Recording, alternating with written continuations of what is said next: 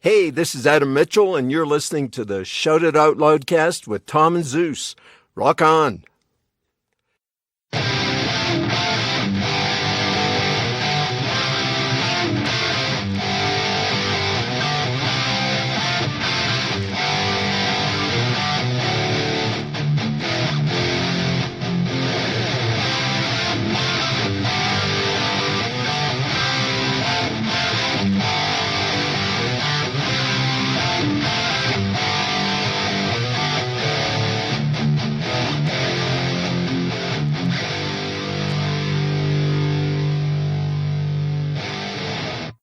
Greetings and salutations. Welcome to Shout It Out Loudcast. Don't turn your radio dial. You're in the right place because the album review crew is back with episode number 37. We are calling this one, Let's Elevate Our Desire Without Regret, to give some of the newer music a chance because my mojo was rising earlier today. And this podcast is the dictionary definition of we're united and they don't want us to be. Tommy and Zeus, it's not hopeless, baby. What's up? Wow. I love the intro, Sonny. Always very creative getting those song titles in there. Happy New Year, boys. We're back after a little holiday hiatus for the month of December. So we've had 2 months to listen to the Winery Dogs. All right. Yeah. Is that a positive thing? We'll find out soon enough, won't we? This album has the best titles for insults to each other. Oh, yeah. Right? Yeah, We're yeah. going back. It's usually led by Sonny, who likes to take a song title and tell us how much he's like about to kill himself because he has to listen to this album more. But this one has some great titles for it. And I was counting as you were doing it. How many references is he going to make in his open? I had about 8. Yep. It's good stuff. 4, 5. Yeah, I think I got about 8 in there. Yep. Hey, so before we get started, first Yeah. of all, proud to be in the Shout It Out Loudcast Hall of Fame. That's right. That's right. I am proud. There will be a mini Pooney bust, like a head, right? Okay. And Okay. I got a message. Joey, you in? Oh, you're not in, Joe, don't worry about it because we decided against it because we didn't have enough material to make your nose anyway. So, Well, Joey's in, but he's going to buy a ticket to get in. So He gets the Bruce Kulick invite to the Hall of Fame.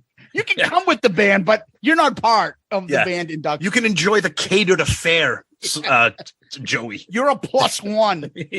Exactly. Hey, you know the guy that you ripped off for $30 on his poster, Mr. Trott? We were talking to him. I forgot about that. I never ripped him off. I'm sure I made he a deal has. of the century. What are you talking about? Regardless, we were like, Joey, can you come up with a Shout It Out Loudcast Hall of Fame image, like a trophy or something? He's like, it's like, what's it gonna be, a dick or something? I'm like, let's think about that. So Maybe it could Sonny, be a pair of Christie cannons that Sonny took care of us there you for us. go. thank you for that, Sonny. Yep. Christy Cannon's giving us a shout out, thanks to Mr. Pooney. But we should have something that'd be like, I don't know what we're going to call the award to, the Loudy or I have a great idea. Since Joey wants to be in the Hall of Fame, but he's not, how about his snow globe be the award of him putting his chapstick on? Nobody will want to keep it though. That's the point. Mine's leaking right now. It's on my desk. It's ruining my wooden desk. But that's a separate story. This is a talking piece for the house, though. Oh, it yeah. is. Yeah. People want getting like, what the fuck is that? You know that person? Who is this idiot that created these for himself? How embarrassing was it? How hard did the snow globe guy laugh when you gave this order? See, that's what I'm saying. It's better for him that he's not in the Hall of Fame because we talk about him way more. So he's the winner here. All right, enough Casada. Let's get One more thing. Okay. Do you remember Robin Harris? Yeah. You remember the comedian Robin Yeah, Harris? right. Yeah. Father from a house party. Yeah. Oh, He yeah, used okay. to have this. He used to have this bit, so I'll use it for Joey. Oh. Casada needs 2 tickets to go to the zoo. One to get in, the other one to get out. Jesus Christ. Here we go. Love Robin Harris. He was funny. Poor Casada. You bet not to. Just follow the drip. Follow the drip. Follow the drip. All right. Where the fuck are we? We're ARC. Okay. We did Rage Against the Machine last time, right? Yes, we did. Yep. All right. Tom, you put a poll, top 4 songs that we had voted on. How did the community vote? Yeah. So as usual, the I swear to God, these people just scroll through Twitter and be like, "Oh, this is the only song I know." So the songs were "Freedom," "Bullet in the Head," "Know Your Enemy," and "Killing in the Name." And "Killing in the Name" got 64%. That's just ridiculous. Wrong. It's wrong. It's ridiculous and wrong. A couple comments here. Let's see here. Graham Richley says, "Let's face it. For most people, Rage Against the Machine is a one-hit wonder with daringly outrageous lyrics." Okay. I love Graham. I don't know. The people that think that clearly have heard the song on the radio and are not a Rage Against the Machine fan. I mean, I get what he's saying, but but you can say that about everyone. I was just going to say, right? There's a million bands right? you can. I'm sure Kaja Gugu has 85 songs people know. Yeah, I'm going to pretend. I'm going to pretend you did not just compare Kaja Gugu to Rage Against the Machine. Yeah, but that's okay. Yeah. Our buddy Andy, "Know Your Enemy." That riff is a monster. Stuart H. I had forgotten how good this album is. I have never forgotten how big this album is. Oh God! And then somebody bitching about the album because it's not rock. Yeah, you're right. Rage Against the Machine isn't rock. Okay. Well, guess what? You got Winery Dogs. All right. You happy with that now? Fucking pain in the ass. We're still recording, right? Oh, I don't care. A couple other comments here. Our buddy Dr. 2. "I am thinking about joining Patreon just so me and Tony Barone can force Tool's Fear Inoculum on Sonny Pooney as the next ARC pick." Well, since you type this, Dr. 2, you are a Patreon, and coming soon, we're going to have Patreon selections. So go for it with Tool. Go for it. The taxman Anthony Barone has had a hard-on for Tool, I don't know, since we've met him. Let me tell you right now, if that thing ever wins a Patreon pick, brace yourself. The first song on Fear Inoculum is about 11 minutes long. So that's what I was thinking. I'm like, the guy's trying to get to me. Zeus is just the innocent bystander taking all the bullets. Zeus is like a human shield. Now, Undertow. Now that would be an album I wouldn't mind. Yeah, that's good. That's good. Let's see. Our buddy Tom Dust, who does our intro music for Dorm Damage and Shout It Out Loudcast, but Tony from Restrained, our buddy, does the music for this, for ARC. So we're happy that we remembered that. The other day, Tom, I texted our cabin group on Shuffle. A Restrained song came up on my phone.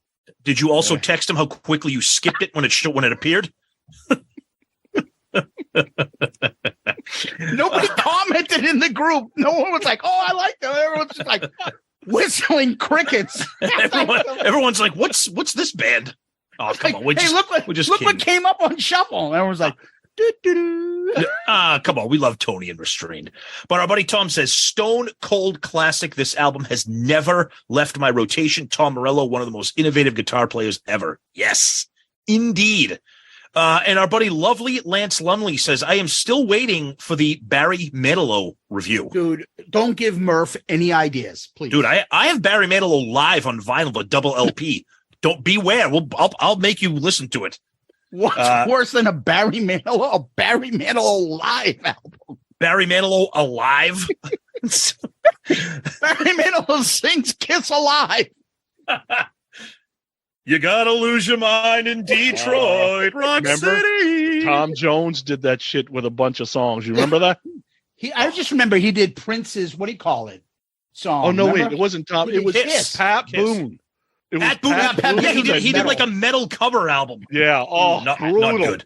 Not good. Oh. But anyways, that's Twitter, Zeus.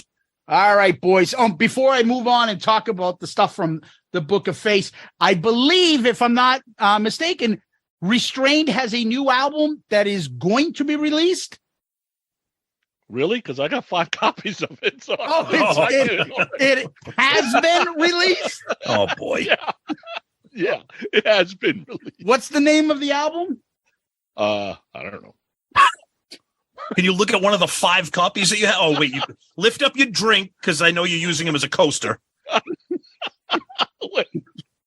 They're holding up the table. Oh, I'm trying to plug this for our friend. He's a very good friend of mine. Sonny can't show you the CD because his desk will tip over if he does. You can't give me material. That's not going to help the situation. I'm trying to help him out. You guys are killing him. But this is how much we love Tony. We were just talking about this before we started recording. How you really have to like somebody to be able to break balls to this level. But I saw him in his, I think it's the lead singer, like doing like clips and videos Johnny, and talking. But is it out? Yeah, it's he sent them out because they got them on CD. So okay. I just don't remember what the name of it is. 617-085. Wait, let's see if it's on Spotify. It's on MySpace. Oh my God! He has him on the telephone pole. You can take him off. It's called Two. It's their 3rd album, but it's called. Oh, that's right. He did the same thing. He was copying Heat, where it's not that number 2, right? Yes, yeah, I remember he told us that. Yeah, it's Restrained 2, but it's their 3rd album. Yeah. Oh man, the Restrained tards aren't going to like that. Oh, and I feel bad now because you released it on my birthday. Oh, Jesus Christ, Sonny. God, what nice guy. Oh, yikes. All right. Let's go on the Book of Face. Michelle Musau. I think I'm saying Michelle's last name correctly. She is the better half of our Ronnie James Dio lookalike. Loudcaster, Patreon extraordinaire, Jeff Kinsley. Yeah, our cruise buddies. Yes. She writes, why does Sonny hate fun? What does she think rage is fun? I don't know. I think we had a conversation about that, Sonny, at one point in the episode. Something about things you were running down a list or something. I don't know. It's called Rage Against the Machine, not Fun Against the Machine. Yeah. I have fun. There's fun in my life. There's fun in my life. Perennial Curmudgeon Part 2, Michael Murphy. Put the YouTube clip of George Carlin talking about guys named Todd. Fucking love that. That shit is legendary. Great fucking clip there. John Kosis, who I believe is a new Patreon member, Tom. That's right. Yep. I only bought this the other week. Glad Sonny liked it and was pleasantly surprised. He can be a hard man to please. I thought the 90s were back. In Australia, we have clubs and bars that play 80s, 90s rock. It's quite cool to see music bring people in their 40s and 20s together, having a good time. Another excellent episode. Looking for the next one, which I saw on Creatures of the Night Review. Oh, well, that's how long it's been since we've done this. Exactly. Our buddy Adam Stevenson, who's got the Metal Oasis podcast. Yes. Fuck. I keep slipping on these end of the month ARC episodes. Happy Wednesday. Yep. Stephen Wood says, man, you guys are king of content. Great choice. Looking forward to the episode. Daniel Haller Houston. Can't wait to hear this. Zach was the singer for one of my favorite bands of all time, Inside Out. Mm-hmm. People my age in the punk hardcore scene still joke Rage's Zach's rap band. Yep, his multi-platinum rap band that is so big that no one even remembers his other bands. Mm-hmm. I don't even know of his other bands, so there you go. He makes a great he's been point. in a few other little projects before and after Rage. Michael Murphy added that Desert album for him, and he's pleasantly surprised by Zeus and Sonny's respective reviews. Great episode. Cool. Rick Rera Killer album. This should be good. On Loudcasters, our buddy Steve Wright, Rage on ARC, and then he puts a fucking laughing emoji. Oh God, I'm sorry, it's not Halloween, the keeper of the 7 keys. My favorite thing, as I told you, it's when Dylan's like, yeah, so my thing was Rage Against. I listened to that episode. He's like, And you could tell they were all snickering or saying something to him. And he's like, what the fuck? Why do I have to pick if you guys are going to shit on everything I pick? Why do you ask me? It was fucking great. The tax man, Anthony Barone. Oh, he loves Rage. Oh, he does? I wasn't even aware of that. Wow. Oh, so ABCPA Inc. man says, make it easy for me because this was on my possible ARC picks. Stevie Fly, who we just found out is not Flife, it's Fly, which I don't understand, but that's okay. Yeah, why is there a TH and an E? Thank you. to mess everybody up. Dude, he asked if we would do an intro for him, a bumper for his show. We did it. And the other day he told us, oh, I loved your intro. I mean, even though my name isn't Flythe, I'm like, dude, why do you keep it? Why did you tell us to fix it? He's like, so nice. He didn't tell us. And we're like, yeah, you got to listen to Stevie Flythe. Now I feel bad because he texted me the other day, goes, Sonny, you like Tiger Tails? I'm like, no. He seemed happy about Tiger's Tails. He is like such a nice guy. Isn't that like, is that a band or is that like a cartoon? No, it's a band. Oh, yeah, Tiger Tails. Oh, I'm thinking of DuckTales. I'm thinking of DuckTales. No, there's another one like that. Tiger Buddies or Tiger something? Beat? Daniel Tiger? Tiger Man? What's his name? Tiger King? Oh, Tiger King. Oh, that becomes okay. What's that going to segue into? No. Back on track. We can't segue into him. You want to talk about picket fence team? Oof. Broken piano keys. Joe Decker. Better than Peace of Mind? Sonny Pooney, you disappoint me, my friend. That is still a shocking rank right there. I hear you. Yep. I hear you, fruitcake.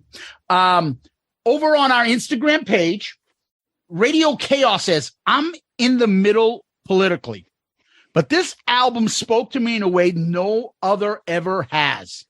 To me, it's not left. It's about, I think he's trying to say hypocrisy and corruption and apathy. And the band is amazing musically. One of the best. Opened my eyes to a lot of stuff. I am more aware as an adult and a parent as a result of hearing this album in 1993. Rate review. Interesting. All right. That's cool. Tui Liam.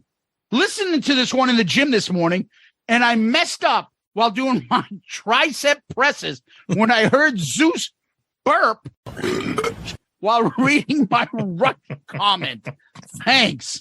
Oh, Jesus. Remember that, did I? Well. They get that deep burp there going. Over on our YouTube page, FM Big Hair, 2 hour and 47 minute. What the fuck? Laughing my ass off. Another, all of which are American dreams. Zeus sounds special when he reads that lyric. What the fuck? All of which are American dreams. What's that? That's offensive. Did I read that as Ace or something? I don't know. Hey, I don't know about the American dream. I can tell you about the Ace wet dream I had last night. Did you just say Ace is special? Well, Whoa. I don't think we're breaking any news there. I was on the spectrum, but nobody knows for sure. Oh, we know Ace. And then Jason Leonard says, too bad we don't do comment of the weeks here. I'm going to develop an advanced AI. It will automatically edit Sonny's terrible takes out of every episode. Calling Rush terrible makes him King Music Tard. Oh, wow. Oh, that's a good one. That's a nice title to have. I like it. I thought Shout It Out Loudcast Hall of Famer was impressive, but King Music Tard that might be extra special. I don't think because I don't like Rush. Yes. Seriously, people. Exactly. There's a lot people. Of like that. I know. All right, guys, that's what I got. All right, we got a couple emails. Sonny, you want to take yours? Yeah, the email I got from Penelope Red. Now, he's reading his own burner account. Are Okay. convinced I'm the burner account. Penelope, I'm getting credit for everything you say. So Okay. I want to make that right. But anyway, hey guys, this episode had a few unexpected twists that made it interesting to listen to over the holidays. Mainly Sonny not trashing it and giving it a decent rating. I'm glad that everybody thought I was going to trash this shit.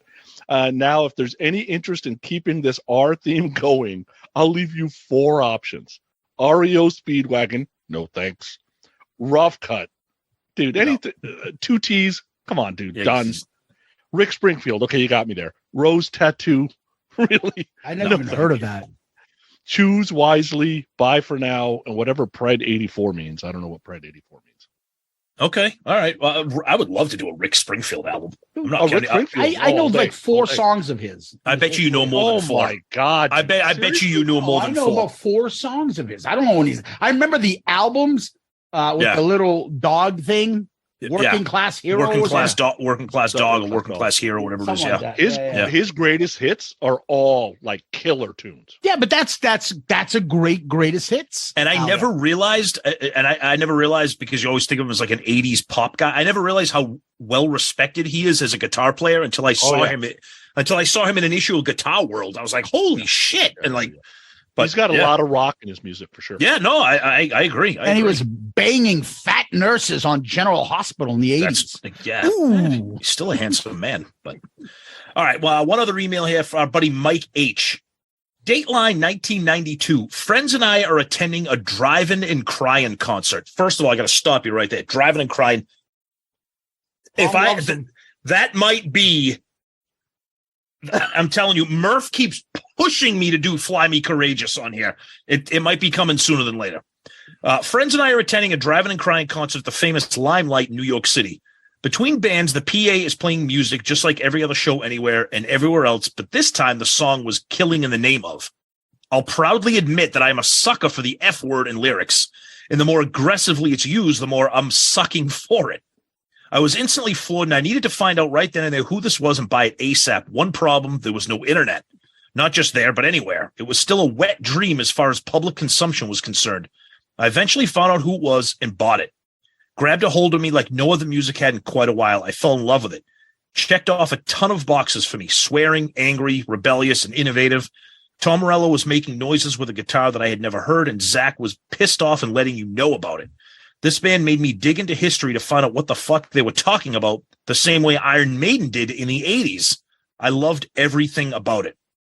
Saw them on the tour for this album at the famous Roseland in New York City. Big mistake. I ended up hugging the back wall of this place with all the scared to death parents. It was a total madhouse from opening note. I literally thought I was going to die. The worst thing that happened to this band less than a decade later was that the citizens of this country became patriotic after 9/11 because bashing leaders and our government became extremely unpopular at that time. Well, they also weren't really making records in 2011. Thank you for reviewing this. It's been a while since you reviewed a good album. Yes, I said it. Come at me, bro. Ooh, Mike H. starting shit. It's a good email, though. I like it. I like that. First of all, seeing Drivin' and Cryin'. Yeah. That's emails. Wonder what he's going to think when he hears this review then. We'll find out. Who knows? Yeah. So, Winery Dogs. That's Sonny's pick. Sonny, tell us how you got into them, a little bit about your history with the band. Yeah, so let's do a little history lesson first about the Winery Dogs, and I'll tell you how I got into them. Please do. The history lesson isn't long. So, yeah, about 2011, Portnoy calls Billy Sheehan, says, hey, let's do something together. I want to do something that's more head straight rock versus the Dream Theater type stuff he was doing. So that's kind of how it got started. So basically, Mike wanted to do a rock band. The intent was to have John Sykes be the lead singer and guitar player. So basically what he was doing in Blue Murder.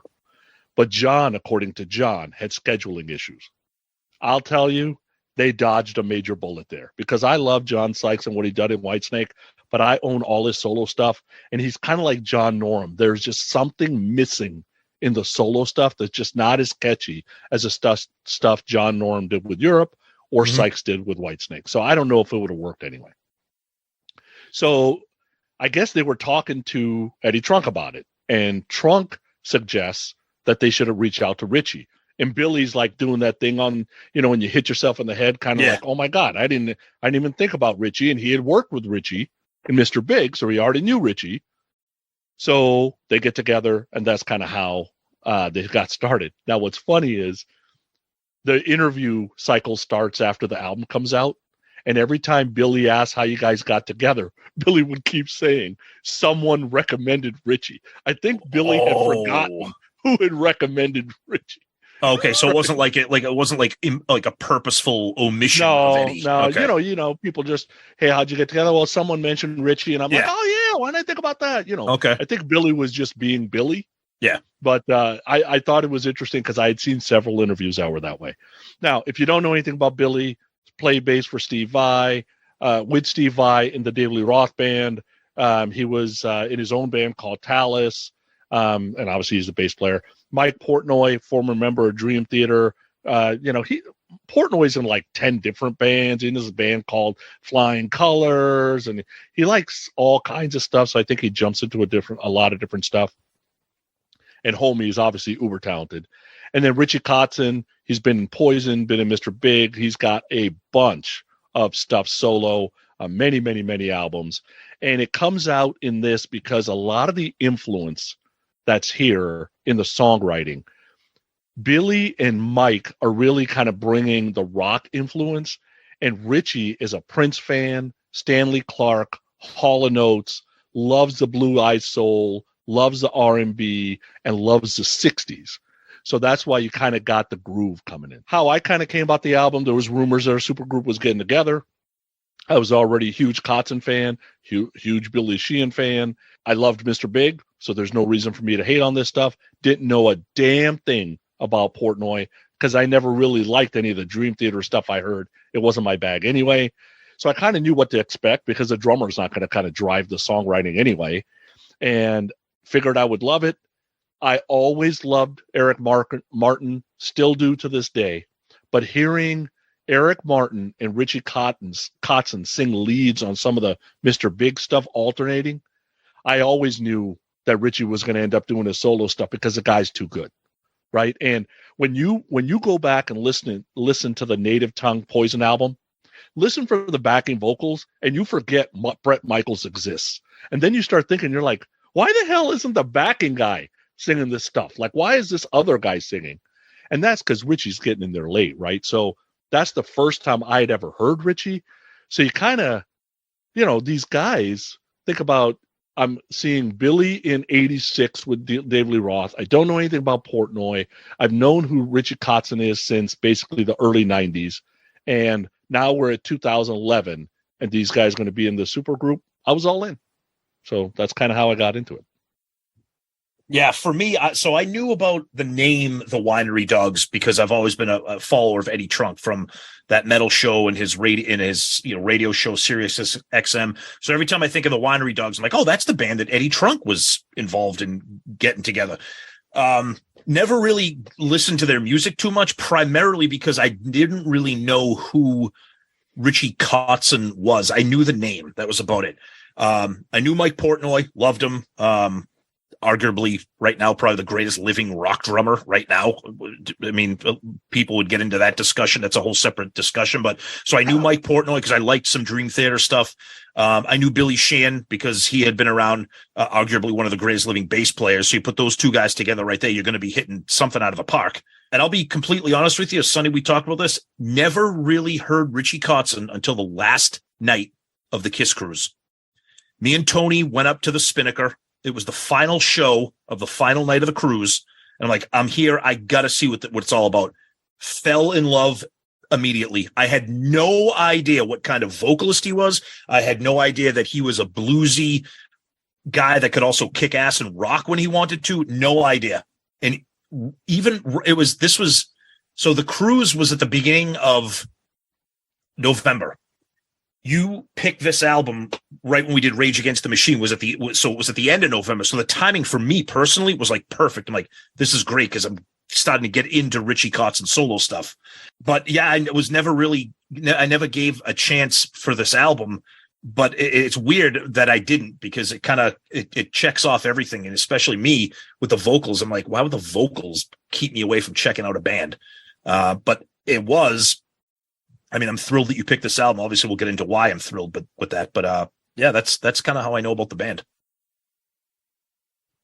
Yeah, so I knew nothing about this band. I've never heard anything by Mike Portnoy. I never heard anything by Richie Kotzen, and I never heard anything other than Billy Sheehan and David Lee Roth's band. I just remembered, I even though I never played guitar, I'd buy Guitar Magazine in the 80s, and I'm like, why is there a bass player on there? And they were all bragging of Billy Sheehan, Billy Sheehan. And then I saw David Lee Roth's band, and I'm like, who is this fucking guy making a big deal out of it? I didn't know any band he was in. And then obviously he was in Mr. Big. Knew nothing of this band. Went into this thinking, I'm going to fucking hate this band. It's a Sonny pick. I can't wait to shit on him. So I'll let you know what I think. I don't know.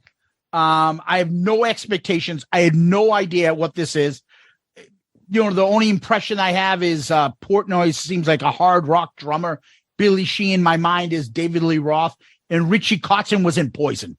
So put that together, and I'm like, what the fuck is this shit gonna sound like? I never heard a song by them. I didn't know anything about them. Listen to this for the first time. So, all right. Yeah, I think one of the worst things for a first impression is to hear Richie Kotzen be part of Poison, because instantaneously you're like, oh, really? That's not a plus, you know. But yeah, no, like I said, and it's funny because so this is their debut album. They had a second album, and as we speak right now, the single for the upcoming album has been released, with the new album scheduled to come out. According to Wikipedia, it says February. So the fact that they're in the middle of making new music, to me, not to sound cheesy, I think that's exciting to see, like, these guys still, like, this quote unquote supergroup, still putting out new material. So that's pretty awesome. 867-085-50. All right. So the Winery Dogs was released on May 5th, 2013. Self-titled debut, produced by the Winery Dogs.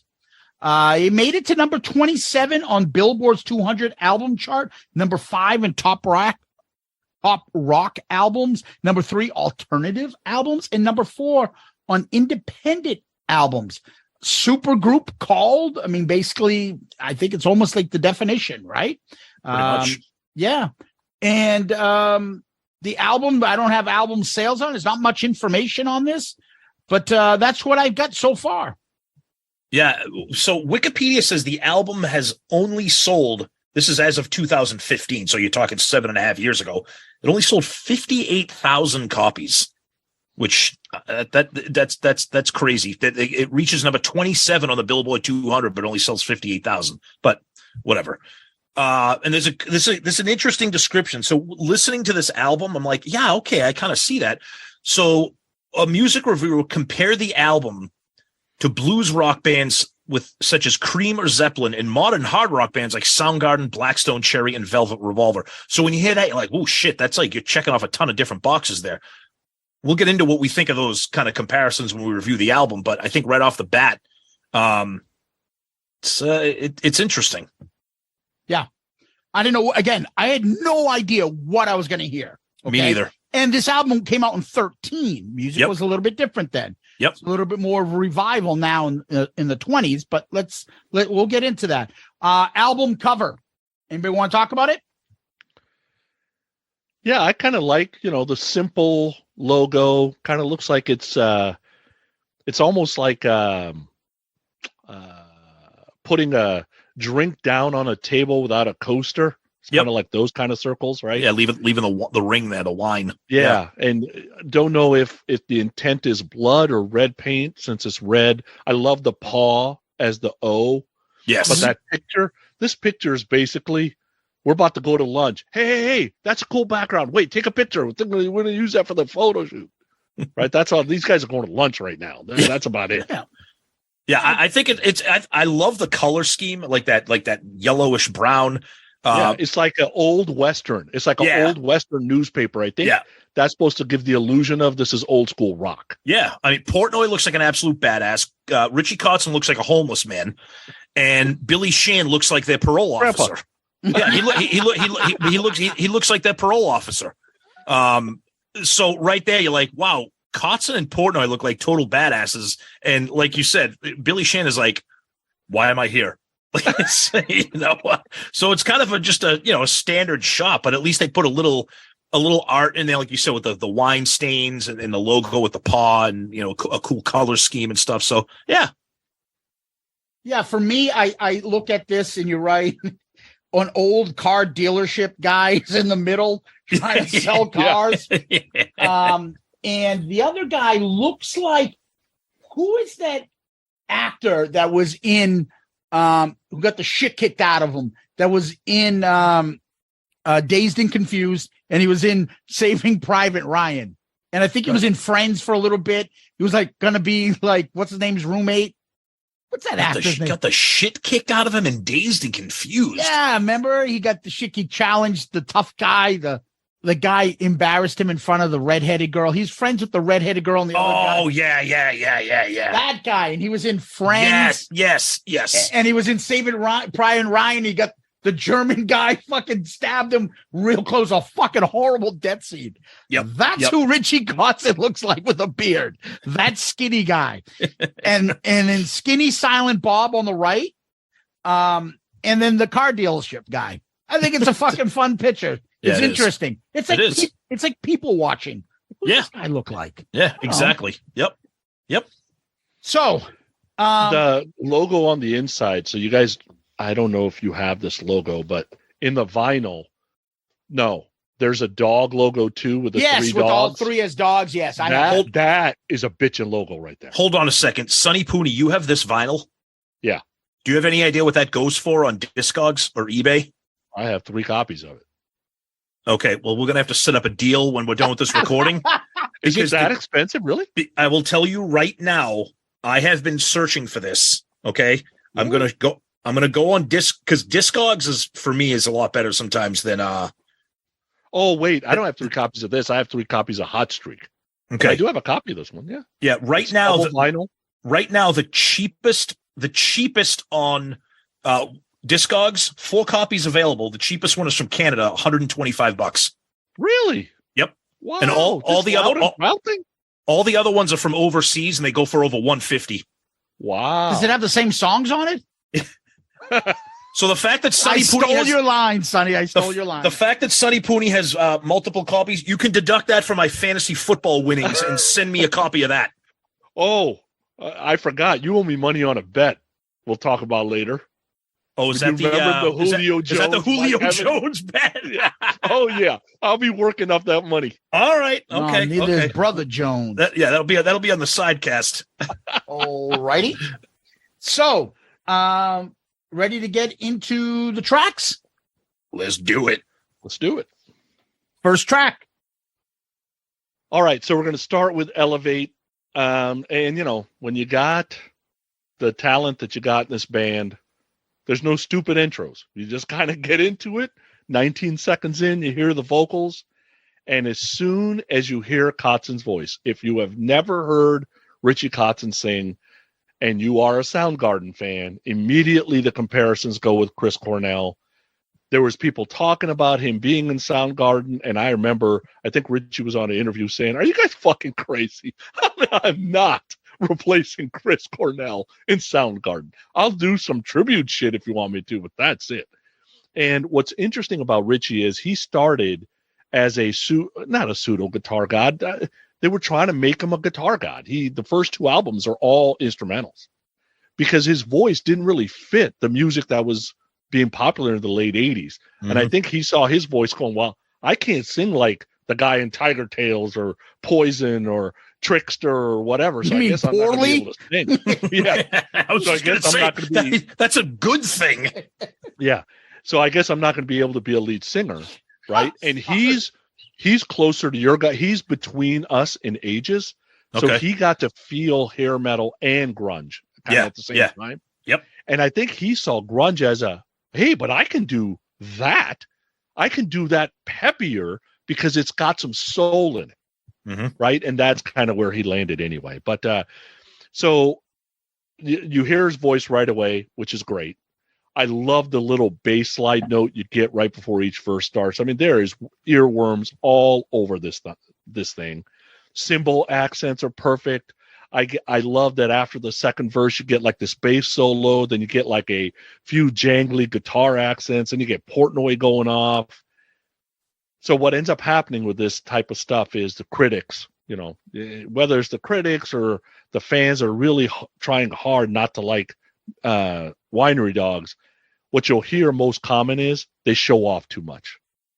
And I would say to those guys, if you got big titties, I don't want you in a turtleneck. I mean, I don't know what to tell you. Like, if you got it, flaunt it, right? I mean, I think there's a time they're overdo it, okay, but when at 1:15 you get some guitar notes and then you get the vocal melody, and then at 2:09 you get this perfectly placed snare hit before the last word. Like, they are purposely putting stuff in to get you tuned in. And I will tell you, you want to see me happy. I am watching the 2015 Super Bowl. They're going to commercial out on Elevate. I was screaming in the house, babe, they're playing Elevate. Babe, they're playing Elevate. And she's like, what the hell's wrong with you? And she went What's back to that? what she was doing. Perfect opener. Love the chorus. I think it's a great song. Yeah, absolutely. I mean, if we were ranking intros of songs, this is just incredible. I mean, what an introduction to a band, to an album. Absolutely incredible. And when Richie's voice comes in and it's like a howl, I'm like, holy shit, how the hell have I not been involved with this band? Like, why have I not been following them? It's absolutely incredible. And what the little licks that they're doing on the guitar. First of all, Billy Sheehan, when was the last time, if ever, you saw somebody finger tapping a bass? That doesn't happen. And then you got the song, the intro is absolutely incredible. And then to shift gears into one of the most unbelievably, incredibly melodic choruses with background harmonies, and then right back into just an absolutely blow your face off, like riff, vocals, solo. I mean, like you said, Sonny, you got Billy Sheehan and Mike Portnoy and Richie Kotzen in your band. I don't want to see a turtleneck on. Yeah. Take your top off and show me it all right now. I don't understand you guys. Turtlenecks could be tight with big tits. No, the point is don't cover it up. You want like a t-shirt or a low cut or something. I'm thinking of like Chrissy in Three's Company and those turtlenecks with their fat jugs. I'm like, what's wrong with that? That's a nice look. I get you. I didn't know where we were going. Oh, get those little fucking Cheryl Ladd fucking bikinis with the guns out. That's okay too. I like those. All right. Killer track. Just killer opening. Incredible. All right. Elevate. So I told you I have no idea what was going to come out of this. I want to like this. I'm trying to like this. I put this on. I can't stand this. I can't stand any of this. Just kidding. Dude, you did it to me again, Sonny. I fucking hate liking shit that Sonny gives me. This is on the level of Hailstorm-like that you have introduced me to. Yep. I have shit on Richie Kotzen since the day I met Sonny Booney. Neither one of us ever heard anything from him. That's our point. But that's that's us. That's our fucking, I don't know, personality. Okay, Richie Kotzen. I listened to this, so I'm expecting a guy that really can't sing. Okay, he's doing all right, who wants to sing? I don't know. I'm the least bad singer, so I guess I'll do the vocals. That's what I was expecting. I must have written down what the fuck Chris Cornell Soundgarden shit a million times through this album review. I have bottled all this shit up for over a month and a half to go, Now, I will admit, it took me a while to get used to it and listen to and figure out what's going on. When I played Elevate, and Elevate starts off this album, yeah, there is some showmanship there. Dude, why am I listening? At some point, I'm like, Billy Sheehan. The first time I heard them, like, why am I listening to a fucking bass solo? Is that what this is going to be? Slapping the old bass. And I went biddly, biddly, biddly. And that's when we came up with the lyrics to Elevate. And I look over to Richie, and Richie was going, and then Mike Portnoy is going, one time I was going, I was doing my thing going like wickly wockly, right? John's there going scooby-doo-ba-doo-ba-zoo-ba-doo, and Ringo's over there going doo-ba-doo-so-ba-doo, and George is going super-doo-boop-boop-boop, and I go back and I'm going rooba-see-la-doop-ba-doo-ka-doopy, right? And John's going super-doo, super-doo, and Ringo's over there going and that's how we came out with most of the White Album. So the first thing I also picked up on, I'm like, this is like Creature's fucking drumming. Yeah. What the fuck is this tone on this drum? Now, I heard that Mike Portnoy is this big, great drummer. I didn't know what I was going to get. Yep. And I'm like, wow, they're showing him off. And then I hear Billy Sheehan. And then I know Richie Kotzen's supposed to be a guitar guy, so I'm listening. But this is the first track, so I'm like, is this going to be these showmanship type of insertions into songs just to fucking show you, hey, look how good we are? But when they hit, as Tom said, this like pop like chorus, I was like, what the fuck? Yep. Dude, this is it may not seem sophisticated, but it's very sophisticated to get these type of choruses and the backing vocals to make this. Like, how is this not on the radio? I said the same thing. I don't know how this wasn't a hit. Or 90s. It is perfect. And it's not, and I'll say this throughout. Oh, by the way, all the lyrics are credited to the Winery Dogs. That's all it says. So right. I'm not going to do word lyrics by. Yep. They're all the Winery Dogs. So I don't know who's doing all the writing, but the writing is fantastic. The drum intro, the voice, and the first thing I wrote was, wow, is this Chris Cornell? And it's got a little bit of the Black Dog in the Still of the Night kind of verse, then boom, right to the guitar part. And then that popish chorus. It's a little known fact. I take it in the back. I don't know what he was saying there, but it's catchy, is it not? The drum fills, the bass solo, guitar solo. It's an instrument showcase, I put. Yep. The drum fills at the end. Every time Mike Portnoy's doing those bass drums, like I feel like my heart will palpitate with it. Like, holy shit. There's a video. It's like a performance video.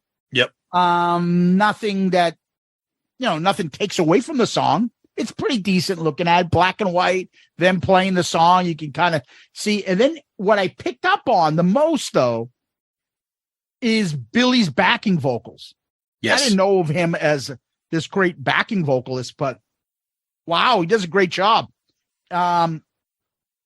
Yes. So first of all, that line it's a little known fact. I see everything in black.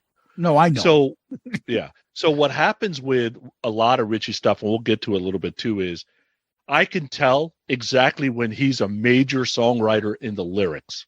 Yep. Because he says he's a happy guy. His lyrics do not come out as a happy guy. Okay. So they're deep though. Yeah. Yeah. Now, usually in the video, I'm surprised this didn't pop out you because normally the first thing people say is Richie sounds like Chris Cornell. The second thing they notice is he's not playing the guitar with a pick. Yes, I noticed that too. Incredible. He got rid of the pick 10 or 12 years ago because he himself said it was making me lazy and sloppy. I pay attention better when I don't have a pick. I noticed that in the touch. He threw away the pick about 2012. It's done. I saw that in the video and I was like, holy shit, dude, how the hell is he doing this without a freaking pick? Yeah. Yeah, but do you know what I like about him? He's playing a Telecaster. Oh, classic. Love that. Yep. Classic. But it looks like the three guys are having fun. They're dressed normal. I love it that Portnoy didn't have 85 drums. Nope. Right? Like they're it's a small set. Yeah, right. Right. Yeah. In that video, he's got the small set. Rock. Yeah. Here's who we are. Yep. And Billy Sheehan looks like Greg Norman with that fucking hat on. All right. Second song. So Desire. So now you get kind of a more of a funk tune. I love the guitar riff and the groove. I think the fuzz of the guitar kind of adds something to it. You know, you cut the guitar, then the vocal starts, and then the guitar just kind of becomes like an accent. So instead of the music being the focus, you get Kotzen's soulful voice as the focus. That breakdown plus the solo, that 45 seconds in the middle, fucking awesome. I love that Kotzen doesn't play Bumblebee, but the guitar solo kind of does blister through the mix. But, you know, you don't need 5-minute solos, but he does got a show, and he is kind of a guitar god, so he's doing his thing there. If you're wondering what he says right before the solo, because he kind of mumbles and you can't tell what he says, put your faith in me. That's what he's saying there. And this was the first single, right? So to me, you know, let's talk about Portnoy a little bit, and we'll talk about each of the guys, I'm sure. Portnoy is probably what I would describe as the Neil Peart of rock drummers. That's exactly he can true. Do anything. Yep. Could he be in Rush? I don't know. I'm sure the guy's talented enough to be in Rush, but do you really want to be Neil Peart in Rush? I don't think so. Right? That was actually a topic of conversation of him doing some shit with Alex and Geddy when Neil passed, because he's probably the only person that could pull it off right now. Yeah, but I'd be just like Kotzen was going, you want me to replace Chris Cornell? Right, exactly. Are you crazy? Right. Right? One of the best singers in his generation. He's like, no thanks. Yep. I'll do my own thing, right? Yep. So, but, you know, I've never really heard any Portnoy because I don't like Dream Theater. It's 10-minute songs. It just takes too goddamn long, and I don't like that progressive shit. But hearing, if you could just somehow listen to the songs and just clue in on Portnoy, dude, he is bashing the shit out of these songs. Yeah, it's insane. Yep. Yeah. It's insane. Yeah, no, it's a great song. I like how they shift gears a little bit, so you get like a little bit of a mid-tempo, kind of a bluesy kind of groove. The chorus, I couldn't help but thinking Tempted by Squeeze, which is a song when he kept saying tempted by I'm like, wait a minute, what is he saying? Tempted by the fruit of another? Wait, what? No. Because it's like it carried that same kind of vibe. Yeah. But you got a little bass solo, then you get the guitar harmonics, and I love that funky little guitar solo that I can only describe. It was almost like a talking. It was like like just incredible stuff going on there. And like you said, like you're dealing with 3 virtuosos here. Yeah. Like that is what you're dealing with. Like 3 of the best at what they do are now together. And they're not doing anything in crazy like Rush or anything crazy like real. They're playing rock with, and then they're inserting little flourishes of the things that make them virtuosos. So they're checking off all those boxes. They're making like the music geeks happy, but then they're making regular rock fans happy. And I think this song is a nice example of that. All right, Desire. This song is so fucking funky. That riff is so cool. I like how he begins with the whatever he does at the beginning there. Yeah. And then the fucking riff takes off. Little earworms like that, I fucking love. The tone on his guitar, it's been killing me to figure out what it sounds like, but the guitar fills he does after every fucking line, that tone is awesome. I don't know if it's a George Lynch type tone or Warren DeMartini type tone, but after every fucking line when he's like, oh, holy. That is Stanley Clarke right there. That's Stanley Clarke on a rock guitar. That's what that is. Yep. It's a jazz musician. Okay, I don't know. Yeah, Stanley Clarke is like a real like modern kind of like jazz, like funky kind of dude. Yeah. I don't know if it's like, it's almost, for me, I would probably say like Stevie Ray Vaughan. It's like that, like that fucking like sophisticated tone. But for metal, I think of those two, like Lynch and stuff. The chorus is so cool. Ain't no way to get out, and then guitar fill. Boom, boom. Oh my God. He doubles up on the vocals. Did you notice that at some point in the last 2 verses? Is that him in just or is that Billy Yeah. jumping in? I think on the recording it's him, but live it's Billy, right? And well, you were talking about Hailstorm earlier. Same. A lot of these bands let the singer do the doubling of the vocals, and then live. Alice in Chains was probably the only ones that they had two like real separate voices. Yep. That third voice. Yep. But I think these guys are careful it doesn't get too funky on recordings. Yeah. And I'm like, bass solo, then a guitar solo, then a Michael Jackson, whatever the fuck he said in the middle there. Now that I know what the hell he's just said. And then another solo. Whoo! This song. So this was like my rise on your Heat album that you brought to us. Like the song that kind of stood out. Like, how is this not played anywhere else? This song is so fucking fun and cool. Oh, Jesus. And there's a video for this. Same video shoot. Yeah. I was pretty gonna much. say- Pretty much, everywhere yes. basically everybody's wearing black now, and Richie's got the beanie on. That's about it. Do you remember Yep. like the 80s? There'd be like Def Leppard had like the same video shoot for like for High and Dry, the same clothes and everything. That's what I'm like, what the fuck, dude? You Rush guys did the couldn't- same thing, remember? Rush was the same video shoot. But they changed baseball caps or something. But yeah, I mean, I'm like, it's the same video as Elevate, but it makes you like appreciate what's going on in the song when you get to watch their hands and appreciate. Yeah, I mean, I don't even have to say it. Every fucking song has got an incredible guitar part, an incredible bass part, and then obviously pounding crazy drums. Somehow they make it work. And the song, pay attention, Yngwie, does not get hurt by their musicianship. They didn't need to go on for fucking 15 minutes. The song was still there. And God bless them, man. It's a great song. Great song. Song number 3. We Are One. So, it's a rock band, so there's no reason to bore us, I guess, until later in the album. So you get another funky type groove song. I think it's a great 1-2-3 punch. By now you start noticing every musical transition is like complicated, but it's perfect. Almost sounds uncontrolled, but it comes back into time. I love the guitar riff. I'm not in love with that whiny, softer part of the first part of the verses, how the vocal is, but I love the way his voice kicks in on the second part of the verses. So, just not hitting my ear right. Love the bridge, love the musical interlude before the guitar solo. And here, Richie's like, well, people say I'm supposed to play fast, so here you go. You happy? Whatever.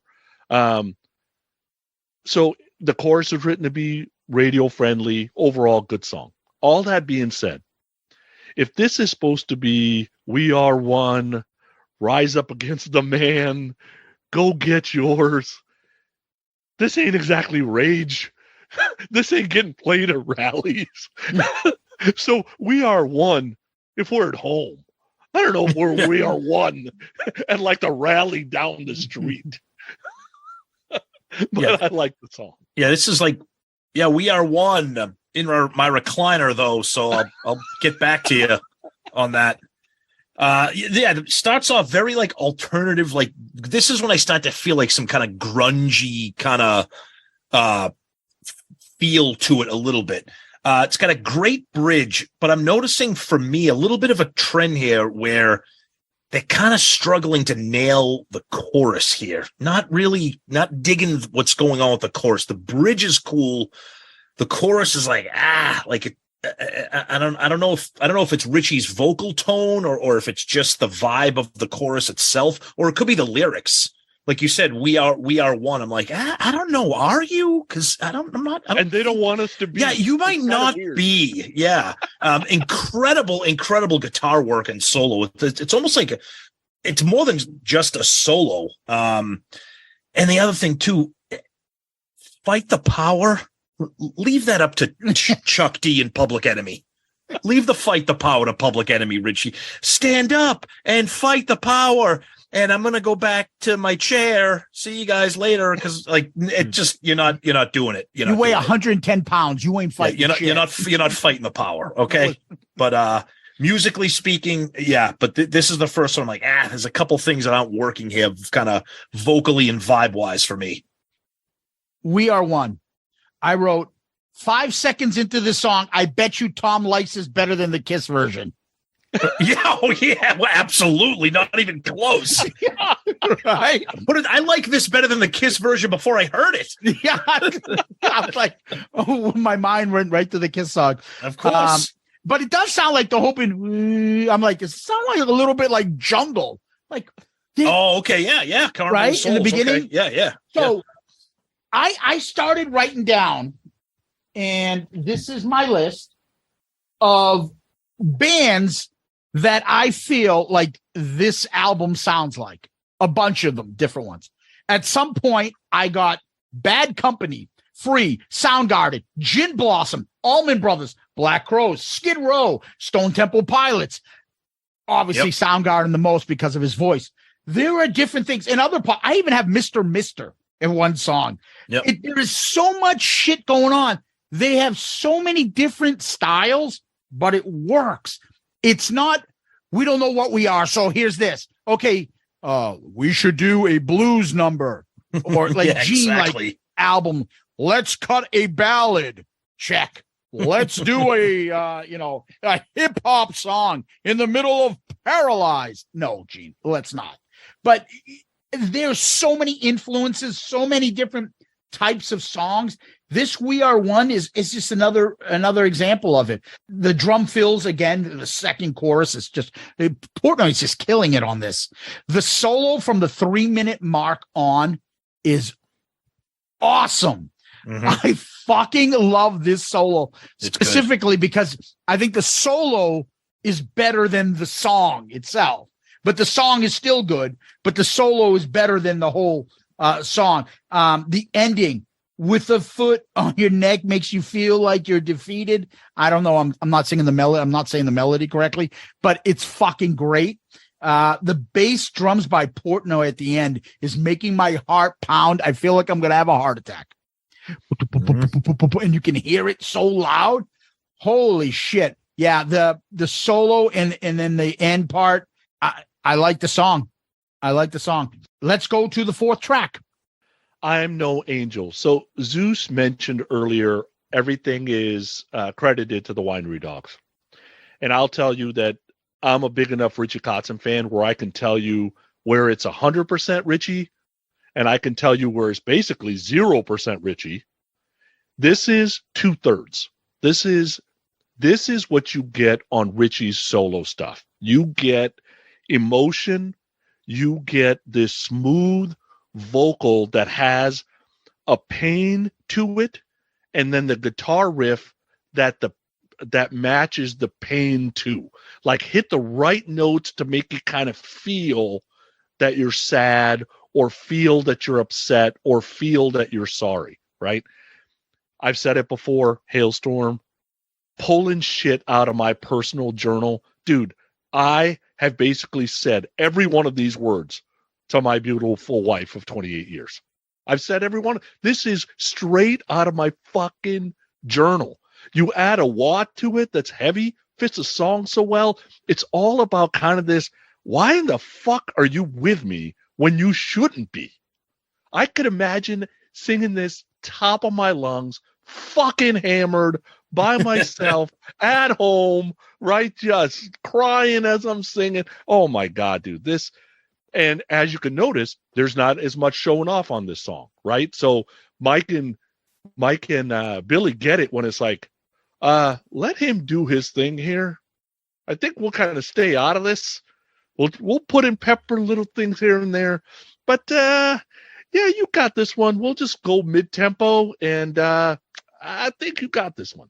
I'm telling you, this would be a hit in the 80s, early 90s. I absolutely love this song. Yeah, this is definitely like a showcase for Richie's voice. You can definitely tell. Love the vibe of it. Love the groove. Love the slow, kind of painful, but like kind of melodic.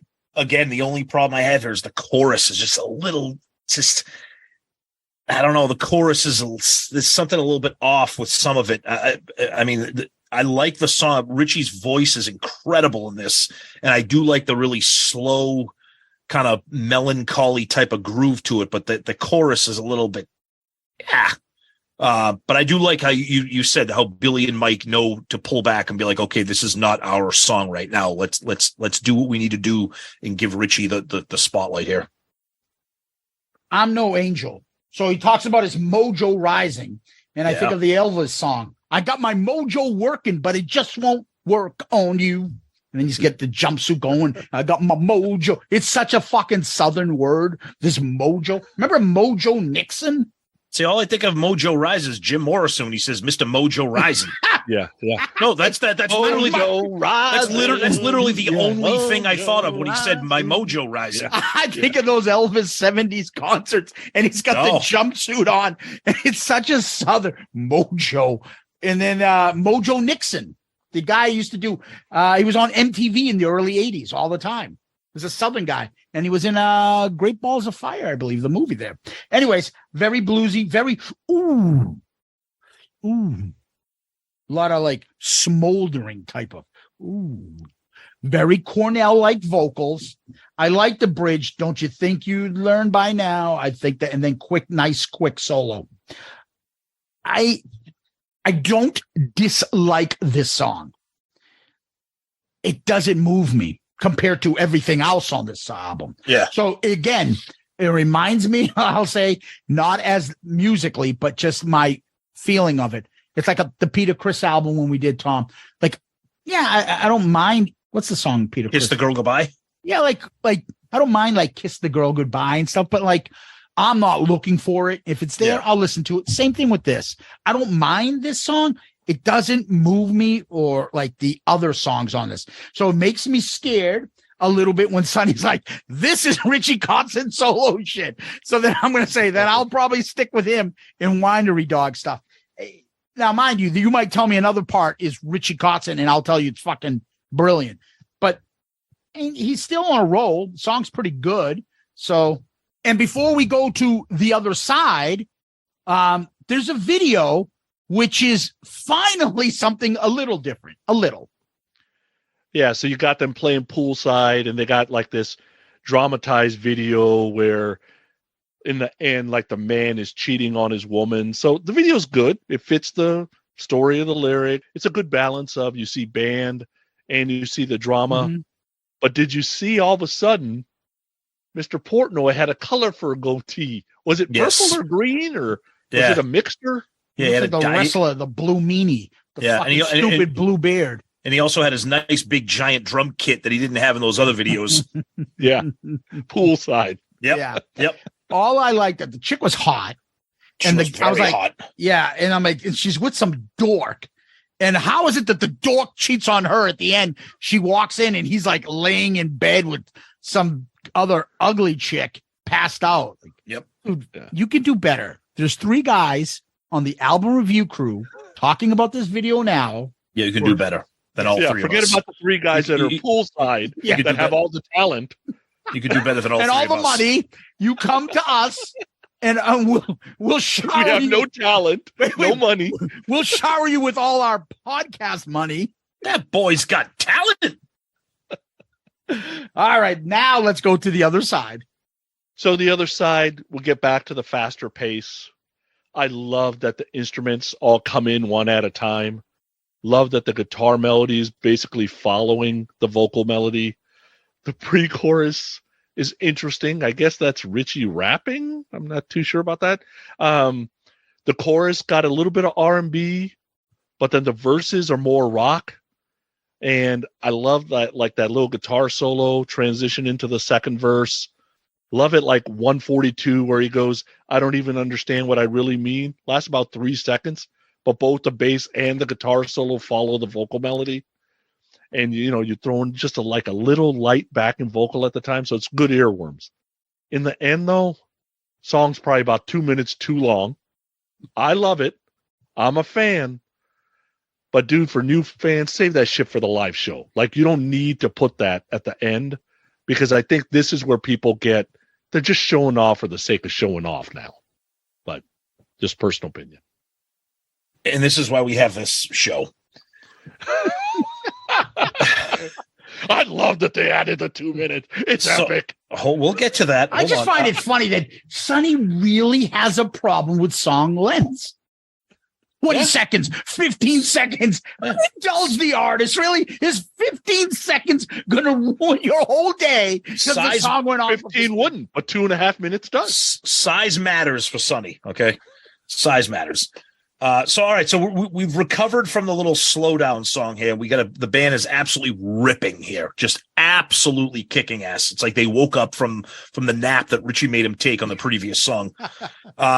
Sonny, you said it. The bridge or pre-chorus, very odd, and the falsetto, just not. I think it's good. Rapping, right? Yeah, it's bad rapping. It's not. It's just not good because in the chorus, I like the actual chorus. I like that incredible solo. The tone is so interesting and unique, and I love it. Now, the outro that you don't like. I love it. You don't think it's showing off, though? It doesn't need to be there. See, to me, honestly, before we started discussing this album, the whole idea of this band showing off never entered into my mind for a split second at all. Never. Especially to me here, I don't think of it as showing off. I think of it as I'm just throwing something that really doesn't need to be there. It probably doesn't need to be in there. It probably doesn't need to be here for as long as it is. But I don't really look at it as a showing off. I just think of it as like a little outro. Maybe if it was 20 seconds long, it would be even better. But I think it's kind of kick-ass. I like it. But that weird bridge with the rapping is in the, that kind of is weird. But it's a good song, kick-ass song. The other side, I write, the massive drum into that bass again. I actually like the bridge in the chorus a lot. For this one, I put very Stone Temple Pilots cool solo into the chorus. And I'm like, Sunday, I wrote, nice outro with drums, guitar, and bass. Yeah. But or not. Or too long.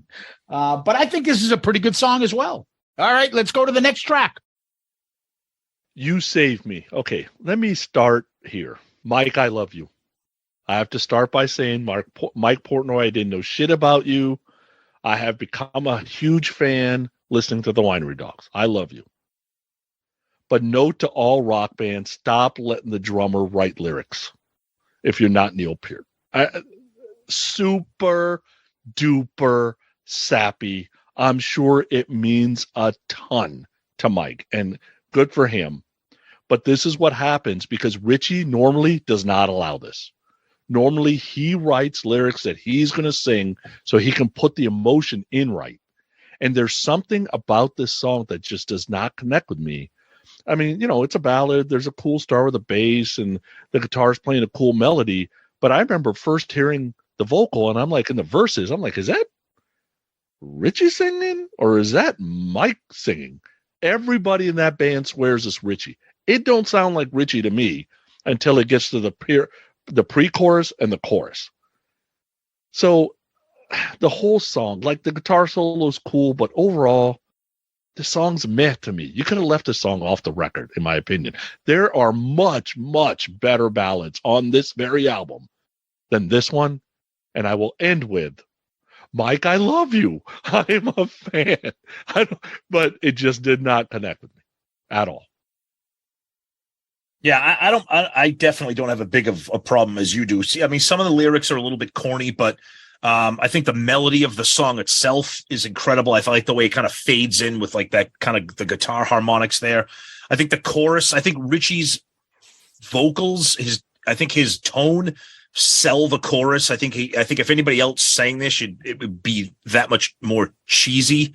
But I think his ability to really carry the feeling behind the lyrics comes out in this. I think his voice like suits this type of song. I definitely don't have as big of a problem as you do. Yeah, some of the lyrics are a little bit cheesy, but I think it's a pretty well constructed song. I think Richie, you saved me, Richie, because you saved this song. Put it that way. You saved me. I don't know. Why am I defending this song to Sonny? Because Sonny's mean. I fucking love this. I didn't get a cheesy vibe from it. I didn't get a cheesy lyrics from this. I think the lyrics are fantastic. I think his vocals on this may be his best on this album. Mm-hmm. When he does that, you saved Hold Me in My Darkest Hour. So Chris Cornell on that. Wicked. It's amazing. And also a little bit in the beginning part, that whole kind of like, I don't know, backing some, I don't know. It sounds like Mr. Take These Broken Wings. That's where I got that influence by. And then Gin Blossoms type vocals too, as well. This is very, to me, 90s type song. And there are a few of them. This is like that alternative, not grunge, but alternative 90s Gin Blossom type song that would work, that I could hear play right after, about in the late 90s. I fucking love this. I love the build up to the bridge, to the chorus, a nice little solo. The tone is so nice and cool. I felt, again, this is like, holy shit. How did this not hit the radio? It's a beautiful song. Really. I mean, it really stood out for me. Gin Blossoms, Follow You Down, Hey Jealousy. Is that who the Gin Blossoms Jealousy? are? Yeah, that guy's vocals. Oh, okay. Yeah. Okay. Yeah, the guy that does it. There's some other good songs on that. Oh, there you go. Hint. But that's You Saved Me. It's not hopeless, Sonny. Maybe me and you can agree on a song. How about this one? Not hopeless. So we get back to the rock with a great riff.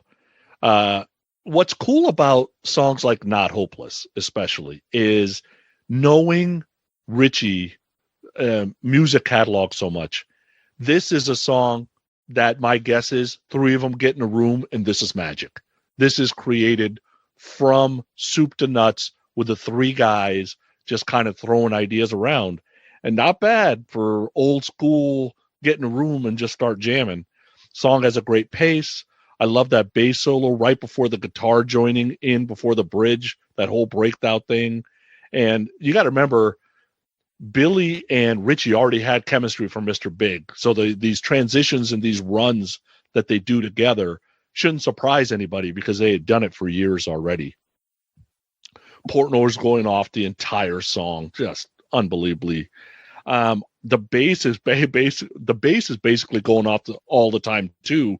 At times, Billy is almost uncontrolled on this album, right?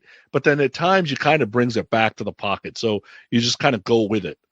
But the one part of this song that just fucking gets me is when he goes, "Because yesterday is over," and then the guitar solo starts. Dude, I just got goosebumps saying it out loud. Like, that kind of shit floors me every time. I love that in songs. So you get another kick-ass rocker here with an unbelievable intro. Again, the band is just on point, just incredible. You got some weird, kind of interesting, weird in a good way, tempo changes during the bridge and the chorus, which the chorus is, again, a little, I still like it, but it's like, you guys got to work on nailing some of these choruses. Awesome bass, little bass solo into an awesome guitar solo, and then another guitar solo. Again, these songs are doing such an incredible job of showcasing how fucking amazing these guys are without it being like Vinnie Vincent Yngwie shit. The song doesn't suffer. Yeah, it might be a little showy, but it's like restrained and tasteful, if that makes any sense. But I think this is a killer track right here. Did you say restrained and tasteful in the same sentence? I meant restrained without the Y. Restrained spelled correctly. Yeah, the correctly spelled restrained. Yes. It's like an unlimited punching bag. I absolutely love it. That's what he gets when he does our intro. We gotta just pound him because we love him so much. Yeah, that's so nice of us. This is a very not hopeless. This is very Soundgarden like. So the vocals are on point when he does that. Whenever, whatever you believe. Oh man, it's hard rock, and the bass groove is like driving this song. I feel like his bass is like moving. Everything goes on that. And then this crazy bass solo into a guitar solo, and then lyrics, then another solo again. So good. I'm surprised when you said I got the goosebumps. I thought Sonny, you were going to talk about that last part of the song where he hits this fucking notes that his balls got put in a vice and he just fucking went soaring his voice at the end of this, huh? Amazing. Yeah, I like that too. Yeah. Amazing. Again, I pictured this guy to be like, okay, I'll sing. Like John Sykes singing. Okay, I'll sing the song. I'll be the singer in this band. This guy's an incredible singer. Incredible singer. Wow. Anyway, let's go to the next track. One More Time. So here you get the Stevie Ray Vaughan coming out of Richie a little bit. Great guitar melody, tons of groove. The song almost feels like a blues dance tune. You gotta love a song that starts with the lyric, "Tell me what's your drama." Right? Could you imagine going up to a woman and just tell me what your drama is and we can get it over with? Right? It's like we used to say we did the Ace Frehley, the solo album review during What's on Your Mind. Yeah. Tell me, why are you so uptight? Yeah. What's on your mind? Why are you so uptight? Unique, fun song, just about, come on, I can forgive you. Let's just try again. Whatever. Yep. Some of the earworms on this album and on this song is just Richie singing the line a little different. Right? He must say, "Do you want to be alone?" like 3 different ways. And there is an earworm in there. And then I love the change of the song a bit right at the bridge before the final choruses. It's a well-written song that's blues more than it is rock. Yeah, you said Stevie Ray Vaughan. I said this could almost, if you turned up the distortion on like a Lynyrd Skynyrd track, it could be like Southern rock, Black Crowes, Stevie Ray Vaughan kind of vibe, which I absolutely friggin' love that kind of stuff. But they turn it up a little bit more here and add a little bit more kick-ass rock to it. Another great solo. I mean, the solos are just incredible. One weird thing, I keep harping on these choruses here, but this song doesn't really have like a real full-blown chorus. Like, I mean, there, he says the one more time, and then it just kind of gets right back into that groove and that swagger, which I think they nail. This is a really cool song. It's kind of something different that we haven't heard so far on the album. Yeah, One More Time. A fucking funky guitar again. I love the smoky vocals that he kind of does on this one. I had Allman Brothers and Tesla. Yeah, okay, there you go. Yep. I felt like Love Me. That's off of the debut from Tesla. Similar, Tom, you had Lynyrd Skynyrd and stuff. Really like the chorus. Time forgives, but I don't.